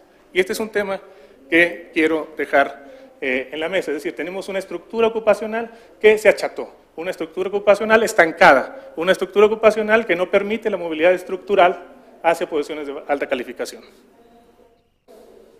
¿Qué pasa con la movilidad, las tasas de movilidad? Bueno, el índice de disimilitud, que es el primer renglón, es la movilidad mínima necesaria para que las estructuras de padres correspondan a las de hijos. ¿Sí? Ese es un indicador del cambio estructural. Como ven, tasas de entre 13 y 25%, no es pequeño, es moderado. Es decir, todavía tenemos cierta cola de cambio estructural, particularmente que nos viene de la etapa previa a la crisis y la reestructuración económica. Pero vean las tasas de movilidad absoluta. Esto es simplemente hijos, varones, entre 20 y 64 años, lo tengo que decir, y sus padres. Y son quienes tienen una clase distinta a las de sus padres. Vean, Argentina 66%, Brasil 72%, Chile 73%, México 67%, Perú 63%, Uruguay 67%, muy altas, ¿no? Y yo cuando lo hacía para el caso de Monterrey hace 10 años, decía quizá mi muestra está mal. Después lo hicimos para México, y para México también muy alto y estaba mal. Ahora lo estamos haciendo para 6 países de América Latina y tenemos tasas de movilidad absolutas altísimas. Y este es un rasgo que conviene analizar con cuidado y valorar. ¿Qué está pasando con la movilidad absoluta? Y parte de la explicación radica en que el locus de la movilidad está en lugares diferentes. Estas son las tasas de movilidad, los padres están en el eje vertical, los hijos en el eje horizontal, y el rojo, donde se va hacia rojo, significa que hay mayor intensidad de movilidad, y lo que está azul es menor intensidad de la movilidad. Y vemos que, si bien teníamos tasas de movilidad similares, aquí estoy comparando solamente Argentina, México y Perú, teníamos niveles de movilidad similares entre países, Argentina 66, México 67 y Perú 63, el lugar de donde viene, estoy cerrando, de donde viene esta movilidad, de donde se produce esta movilidad es muy diferente. Entonces, esto nos lleva a pensar que entonces tenemos en realidad procesos que parecen similares en una perspectiva agregada, pero nos hablan de cambios estructurales muy diferentes y de posicionamientos muy diferentes de la movilidad. En el caso particular, por ejemplo, de Perú, ustedes pueden ver que el centro de la movilidad es una movilidad que va de ocupaciones agrícolas a ocupaciones manuales de baja calificación urbanas. Es un poco coincide con lo que nos planteaba Carmen antes. En el caso de México y Argentina son más complejos, no me voy a detener acá a analizarlo. Conclusiones. Las desigualdades de clase en ingreso y en otros indicadores de bienestar y calidad del empleo persisten. ¿Sí? Las nuevas desigualdades, nos parece, se montan en las viejas desigualdades. Y este es un tema que por acá se mencionó también, o sea, parecería ser, digo, no quiere decir que la correlación sea 1, pero sí, nuevos fenómenos como riesgos de una integración deficitaria en el mercado de trabajo, no quiere decir que sean independientes y que borren las viejas desigualdades de clase, sino que se montan sobre ellas, incluso acentuándolas. Y esta es una cosa importante de considerar cuando se hace el análisis. Lo segundo es que la movilidad intergeneracional absoluta es sorprendentemente alta en todos los países. ¿Cómo explicar la convergencia de altas tasas de movilidad intergeneracional de clase en un contexto de relativo estancamiento estructural? Esa creo que es la pregunta clave que tenemos que formularnos. Hay una cola del cambio estructural previo a los 80, esto se observa en nuestros datos, no puedo entrar en detalles, sí hay una cola de cambio estructural previo que todavía inercia. Hay procesos de cambio estructural muy diversos entre países, el locus de la movilidad es diferente, eso también contribuye a explicar, Perú no es lo mismo que Argentina, que México, etcétera. Y yo creo que también hay significados diferentes de la movilidad ascendente de clase. Un poco Carmen lo decía. Se está generando una movilidad hacia clases medias vulnerables y empobrecidas, lo que se puede llamar también una movilidad espuria.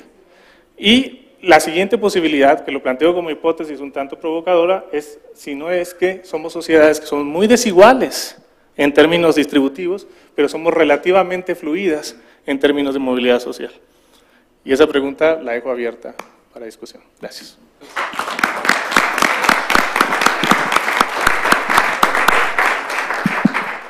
Bien, gracias Patricio. Tenemos un tiempito todavía, así que podemos hacer dos cosas.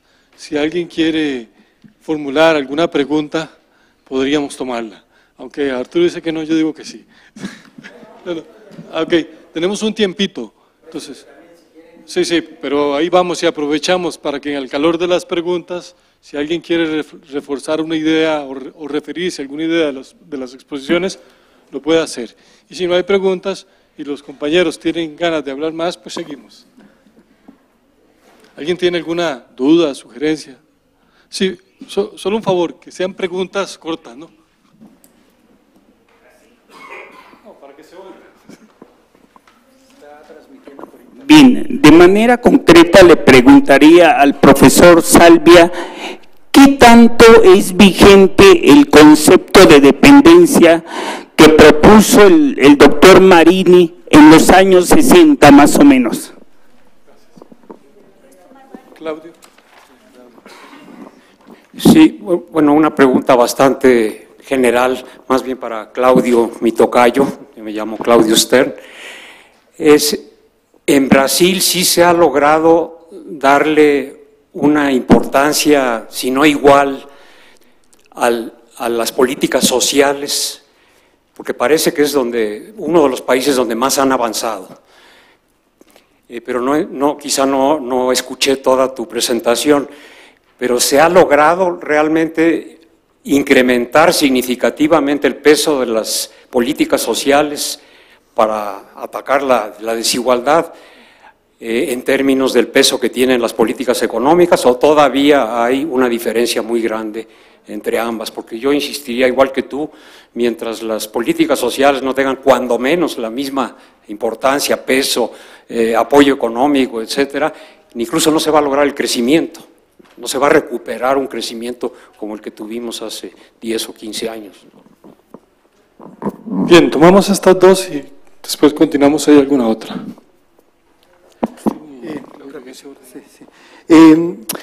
Sí, yo creo que, a ver, desde los enfoques de dependencia se mostraron distintos tipos de diagnósticos. Creo que, y bien los señalaba Juan Pablo en cuanto a algunos de estos diagnósticos no fueron o no cuajaron en su momento como los más acertados para entender algunos procesos o las dinámicas que se estaba desarrollando.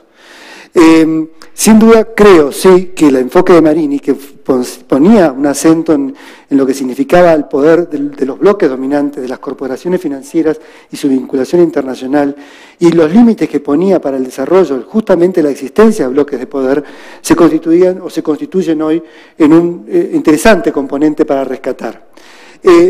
Tengamos en cuenta que en ese debate histórico Cardoso proponía que era posible un capitalismo, un desarrollo capitalista dependiente, con la participación de bloques dominantes, bloques de poder con una fuerte burguesía. Y esta era parte del debate, y creo que de alguna manera en lo que fue algunos de los debates y discusiones que se presentaron en esta mesa hoy, tiene que ver todavía con en qué medida el modelo, las posibilidades de desarrollo son factibles bajo determinadas condiciones político-económicas. Es decir, qué tipo de capitalismo podemos tener, qué capitalismo y qué tipo de clases sociales pueden merecer, requieren un capitalismo de desarrollo, o no, o hay un límite estructural en donde las peleas no es solamente interna, sino que el espacio sigue siendo el espacio internacional. Bueno, voy a presentar dos dados para dejar un poco más claro la situación brasileña. Se miro la desigualdad económica de ingreso corriente, que es la primera, sí, Brasil conoció una reducción importante, pero si miro la desigualdad de naturaleza social, la situación un poco diferente. Entonces, este es el resultado, bueno, tiene una síntesis un poco complicada para mirar, pero tiene una síntesis del cambio de la desigualdad social en Brasil entre los años 2003 y 2009, durante el crecimiento antes de la crisis. Si nosotros miramos la línea negra que está sobre el índice 1, si la línea negra está sobre el índice 1, es porque no tuve cambio en la desigualdad social en 5 años. Bueno, entonces yo podría decir, no tuve cambio, pero también para reafirmar las posiciones de Agustín, porque los cambios sociales necesitan cambios estructurales, que son mucho más difíciles y mucho más costosos en términos de tiempo. Es por eso que yo estoy de acuerdo con Agustín, pero mi posición es la siguiente. Yo creo que nosotros tenemos una oportunidad de hacer un cambio estructural en Brasil. ¿Sí? Si es el mejor cambio, es otra cuestión. Pero para hacer un cambio en Brasil es necesario tener una proposición sobre las políticas concretas, económicas, sociales, sobre las instituciones brasileñas. Yo no pude debater el tema en general, en abstracto. Yo tengo que intervir con una proposición. Es por eso que hablaba que yo estoy convencido que es necesario proponer una estrategia de inversión diferente, porque no es estrategia de inversión sobre las políticas sociales, dar un papel más proeminente para las políticas sociales, cambiar la relación entre política económica y política social. Brasil empezó a hacer un cambio entre la relación entre las políticas sociales y la política económica, pero el cambio fue muy pequeño. Necesitamos acelerar, hacer el cambio efectivo, porque las transformaciones estructurales, es mi opinión, mi posición, necesitan un cambio entre las políticas sociales y la política económica, pero un cambio en las políticas sociales. ¿Por qué? Porque en general nosotros, los investigadores sociales, miran la política de educación, la política de salud, la política de habitación.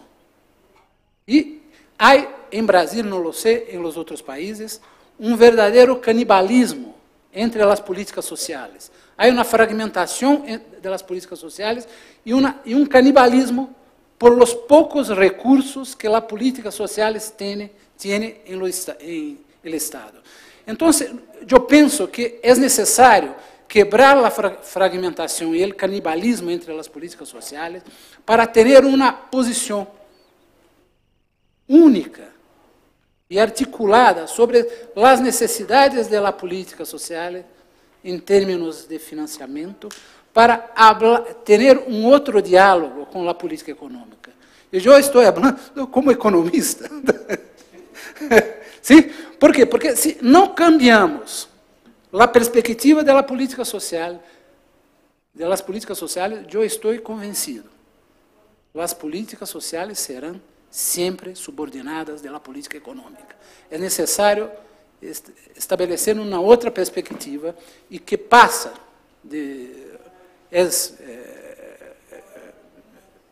minha perspectiva passa por cambiar a estrutura de inversão. Então, o Brasil está em uma situação de impasse. Por quê? Porque necessitamos sair de um movimento que é de redução da desigualdade de natureza econômica para um movimento de natureza social. E para isso é necessário que cambiemos, que se haja um cambio da estratégia de inversão. ¿Por quê? Porque solo se pode cambiar a desigualdade social se nós temos uma estratégia de inversão sobre as políticas sociais diferente da estratégia de inversão em las brechas da política econômica como se foi feito em los anos 50, 60, 70, 80. É necessário uma nova perspectiva. Espero que tenha estado claro a proposição. Gracias. Voy a tomar dos preguntas más. Mari.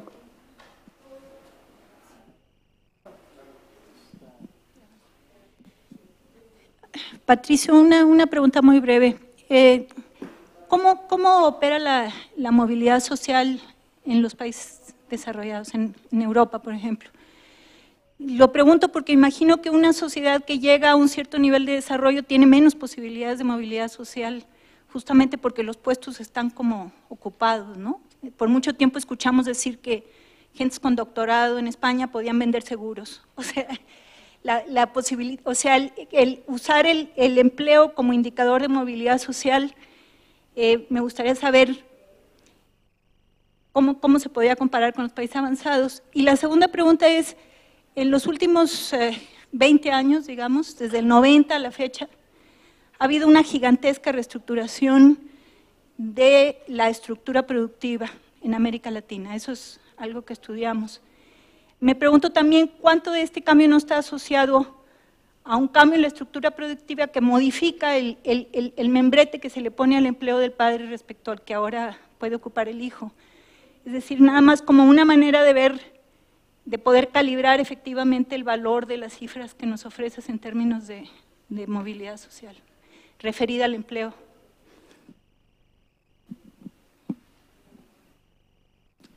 Gracias. Bueno, a toda la mesa, una pregunta que tiene que ver con lo que hemos visto que en México ha pasado en los momentos de crisis. En momentos de crisis económica en México, la desigualdad disminuye. Entonces es algo que nosotros, Fernando Cortés y yo, hemos llamado equidad por empobrecimiento. Y lo mismo, si aumenta, si crece la economía y aumenta la masa a distribuir, pues todos pueden estar en mejor situación respecto a la pobreza y no importa que la desigualdad incluso pudiera haber aumentado. Entonces me gustaría si pudieran hacer, primero no sé si es así en otros países de América Latina, y segundo, entonces, pues yo más pondría, si estoy interesada en la pobreza, más pondría el énfasis en evitar esa pobreza y no tanto preocuparme por la desigualdad. Bueno, quiero hacer una pregunta a Juan Pablo, porque me parece bastante provocador la puesta en el debate sobre el tema de qué pasa con los países que tienen agendas postneoliberales en América Latina. Y básicamente lo que le quiero preguntar es, ¿cuáles son los países que él está pensando con agendas postneoliberales? Porque además son diferentes agendas, o sea, no es la misma la agenda de Ecuador que la de Uruguay, que la de Brasil, etcétera. Aprovecho y tomo una última pregunta para cerrar esta parte. Gracias. Es una pregunta para Claudio. Independientemente de la diversidad de situaciones en los países latinoamericanos, en términos de modelo económico y del equilibrio Estado-sociedad civil, la descripción que haces de Brasil respecto a la fragmentación de la política social es perfectamente aplicable al caso mexicano. Mi pregunta es doble. ¿Es esta una característica en general de la política social latinoamericana, por lo que tú sabes?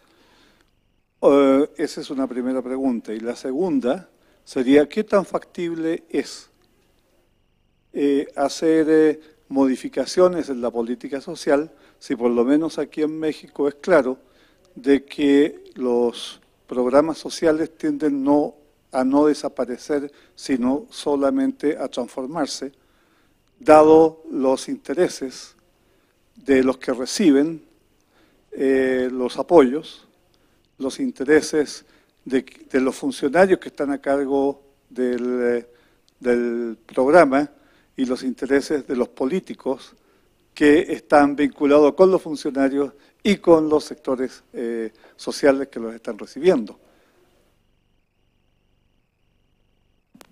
Bien, vamos a empezar al revés entonces. Empezamos ahora desde México hasta terminar con Brasil, ¿no? Muy brevemente, como punto general inicial, la construcción de estos esquemas de clase es quizá es el tema principal de discusión en la agenda de investigación sobre estratificación y movilidad. El acuerdo no es fácil, pero sí hay digamos un acuerdo general de que lo que refleja la clase, al menos en un esquema como este, no es el tipo de ocupación o la ocupación en específico, sino el tipo de relación que se establece en el mercado de trabajo. El tipo en general es el tipo, y dentro de los asalariados, qué tipo de relación estableces con el patrón, y al mismo tiempo el tipo de calificación que tú tienes. Entonces, en ese sentido puede haber una reestructuración de ocupaciones que no necesariamente es una reestructuración de clases, ¿sí? Porque existen ocupaciones que son equivalentes en términos de su posición en la estructura de clases. Dicho esto, existen también posiciones que plantean que para captar realmente la desigualdad y los patrones de movilidad social, uno tiene que pasar de estas que yo llamaría mesoclases, porque no son macroclases, a microclases. Y entonces construir clases sociales bastante más específicas, casi planteadas en términos de ocupaciones. Y a partir de ahí, en un esquema de microclases, puede captar mejor estas desigualdades. Uno de ellos, y el principal, es David Groski, que es de la Universidad de Stanford. Y David acaba de hacer un estudio para México, con estos mismos datos con los que yo estoy trabajando, en donde concluye que México es el primer caso de todos los que él ha analizado, en donde una perspectiva de macroclases le gana, o de mesoclases como esta, le gana a una de microclases. Es decir, que existe un agrupamiento de macroclases lo suficientemente fuerte para sostener que existimos una estructura de macroclases y no de microclases. Esa es la primera, y ahora voy a responder muy rápidamente a lo que planteaste. Europa. Si uno utiliza estos mismos esquemas de clase, las tasas de movilidad absoluta en Europa, no estoy hablando de movilidad relativa, ojo, esta es otra jugada y no voy a mencionarlo acá, no tengo chance, después lo podemos en algún otro seminario, acá lo veremos, ¿sí? Pero las tasas de movilidad absoluta en Europa son similares o ligeramente inferiores a las que estamos encontrando para América Latina, ¿sí? Eso en un contexto de cambio estructural, pero cambio estructural de otra índole. Ustedes veían la estructura de Europa. Es una estructura de cambio estructural de otro rango. Entonces, hay que tener cuidado con las tasas absolutas de movilidad, ¿sí? Entonces, esa es la respuesta con respecto a Europa.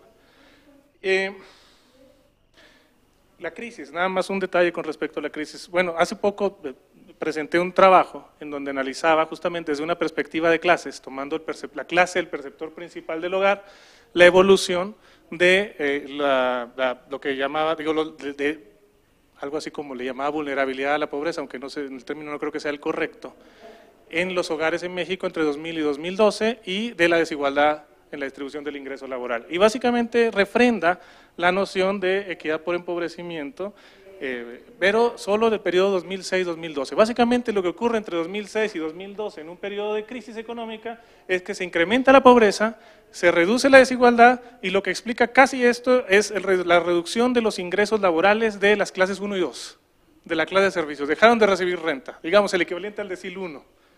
¿Sí? Ahora, en cambio, entre 2000 y 2006, durante el periodo de Fox, que ahora vamos a recordar como una presidencia progresista, por lo que les voy a decir, hubo reducción de la pobreza y reducción de la desigualdad, las dos cosas. Y la reducción de la pobreza, la reducción de la desigualdad se acompaña de una reducción de los ingresos de las clases superiores y de un incremento de los ingresos de las clases inferiores. Lo cual, eso es lo que quisiéramos ver, en términos de la agenda redistributiva, un cambio de esa índole. Entonces son fenómenos completamente diferentes. Karen, por favor, ¿quieres ampliar alguna idea? Siéntete en absoluta libertad. Pues en realidad no. Bueno, en realidad sí me llamó la atención la pregunta que usted hizo sobre la crisis económica y la idea de una disminución de la desigualdad social por crisis económica. Mi ámbito de trabajo es totalmente distinto, yo no tengo los datos cualitativos, pero por lo menos una de las cosas que he visto a través de este trabajo, ¿no? Bolivia ha experimentado crisis desde el 82 hasta este último. A partir del 2005, Bolivia está saliendo de su periodo de crisis precisamente con Evo Morales y toda la economía, todo este proceso de reconversión de la economía con la recuperación de los recursos estratégicos, sobre todo hidrocarburos, ¿no? Pero sin embargo, en este periodo que analicé, ¿no? Desde la perspectiva cualitativa, y algunos estudios cualitativos apuntan, como les decía, ha habido cierta movilidad social, ¿no? Y las clases pobres, estos indígenas, se han dado estrategias para salir de ese proceso, pero el detalle es cómo se han dado esas estrategias, ¿no? La hipótesis que estoy manejando es, esas estrategias de salida es precisamente porque han ido al lado informal de la economía, es decir, son estrategias desde la pobreza, no desde la política del Estado. ¿Qué ha pasado con estas clases bueno, lo he dicho muy rápidamente, pero hay mucho que analizar, ¿no? ¿Qué ha pasado con la gente pobre? En situación de pobreza, tiene más capacidad de moverse en esa situación. Mientras las clases medias eran rentistas y por tanto esperaban del Estado los beneficios, estos sectores populares se fueron, ¿no? A la informalidad. Les cuento, llegaron hasta China, ¿no? Y desde China están trayendo mercancía. Entonces estamos hablando de gente, un sector muy chiquito, que entre ser licenciados, abogados, ¿no?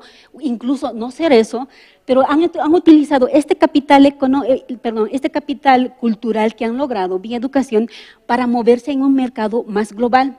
Entonces están generando ingresos entre $1 millón hasta 3 millones, ¿no? Como capital comercial, pero la estrategia para salir de la pobreza ha sido la informalidad y el contrabando, ¿no?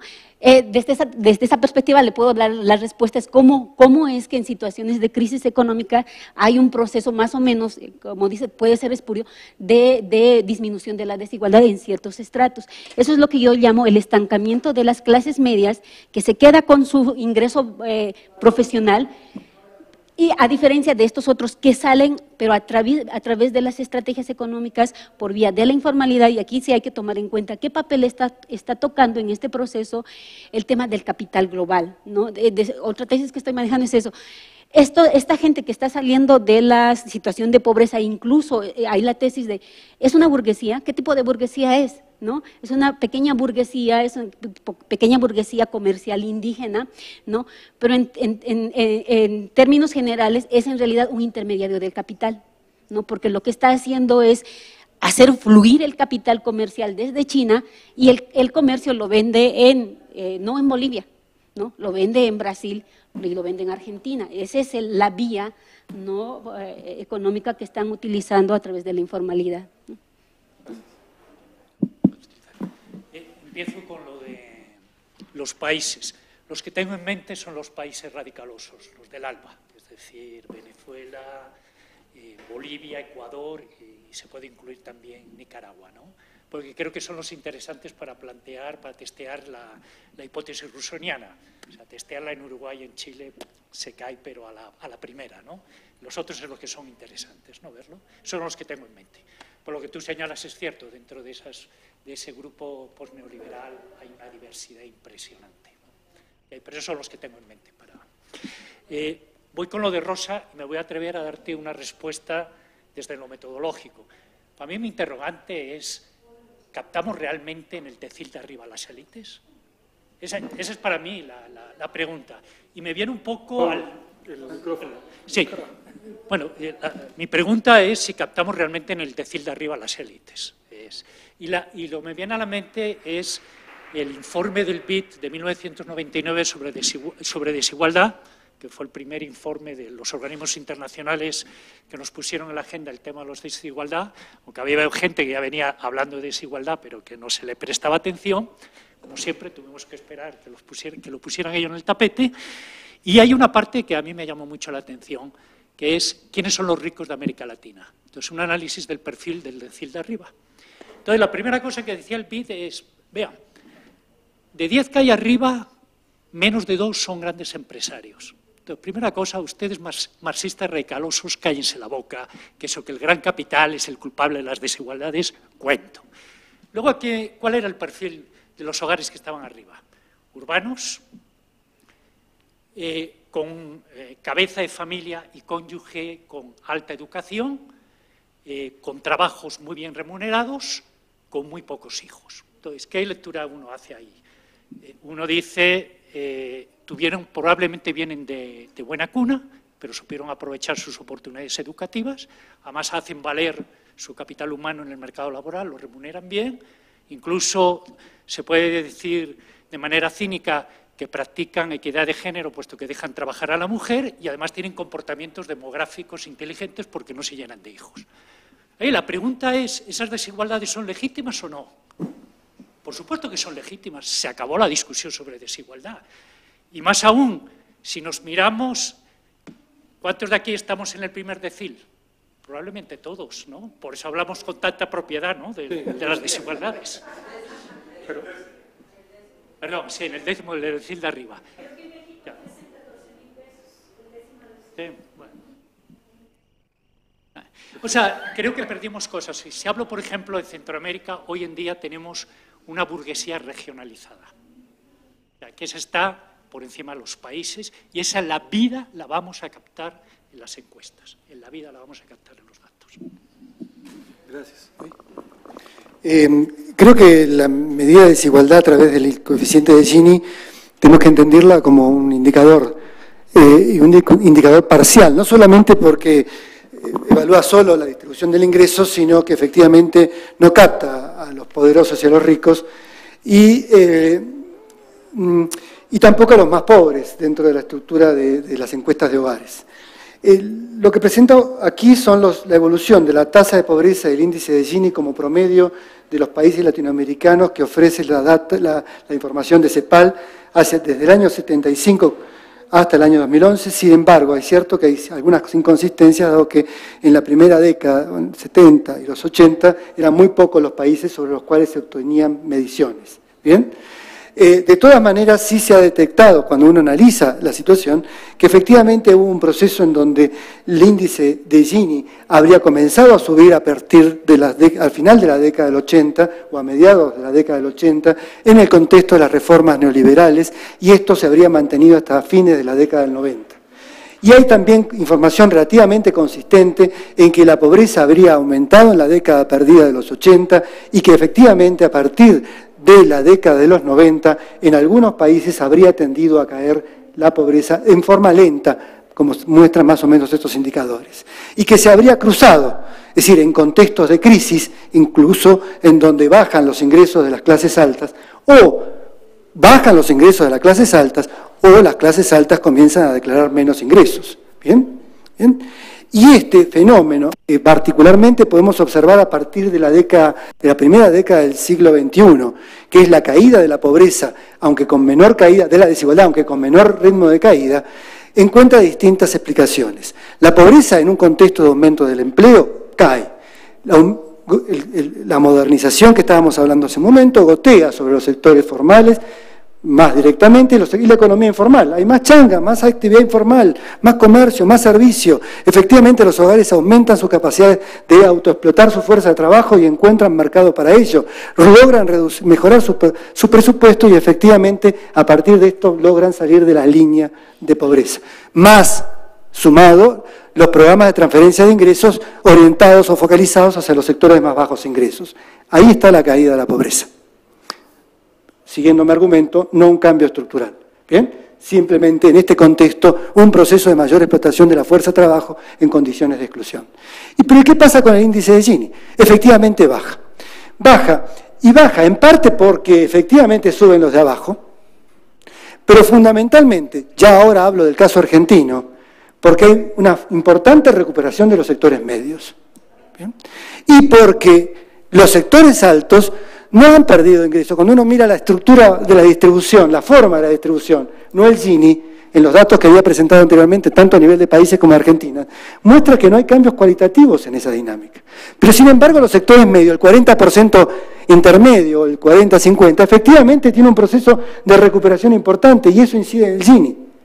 Y en el caso argentino, agrego este dato, por lo menos para seguir explorándolo en otros países, yo observo una importante, creciente subdeclaración, subregistro de los ingresos del primer decil, ¿no? En cuanto que cuando la encuesta de hogares pregunta por razones fiscales, de miedo social, de seguridad o porque no abre la puerta, porque la ponderación lleva después que solo tomemos a los que están más abajo, etcétera, etcétera, etcétera, produce que estemos subestimando los ingresos de arriba. Además de no estar captando a los ricos. Estamos hablando de los sectores medios profesionales. Gracias. Bien, Claudio, un minuto.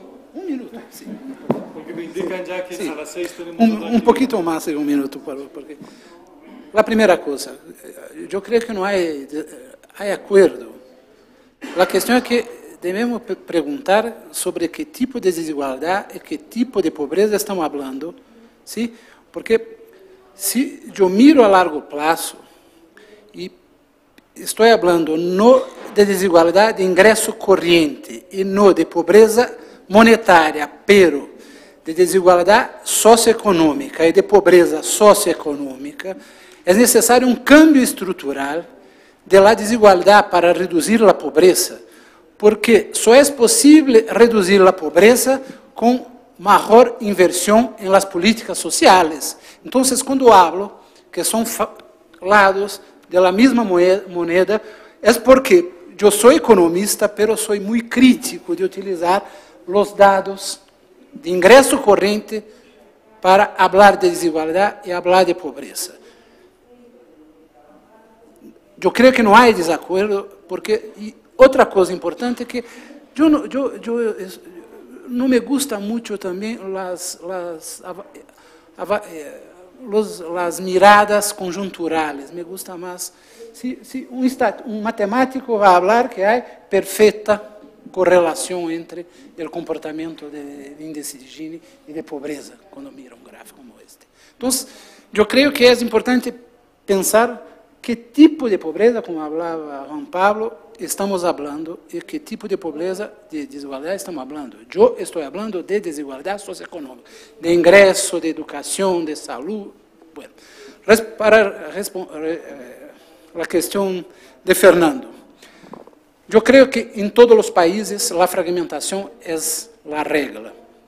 En Brasil la situación es un poco diferente, porque la Constitución de 1988 ha produzido controle social sobre as políticas sociais.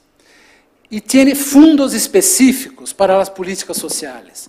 O problema é como articular os interesses das políticas e dos atores e a reorganização dos fundos públicos para as políticas sociais. É uma situação um pouco particular, pero não é tranquila, porque hacer quebrar la fragmentación de las estructuras institucionales, pero también de los intereses, no es una tarea fácil. Pero no tenemos más espacio para debatir. Espero ter dejado cuestiones relevantes para el debate. ¿Me lo pasas? Ah, miércoles, sí. Bien, muchas gracias a todos por habernos acompañado.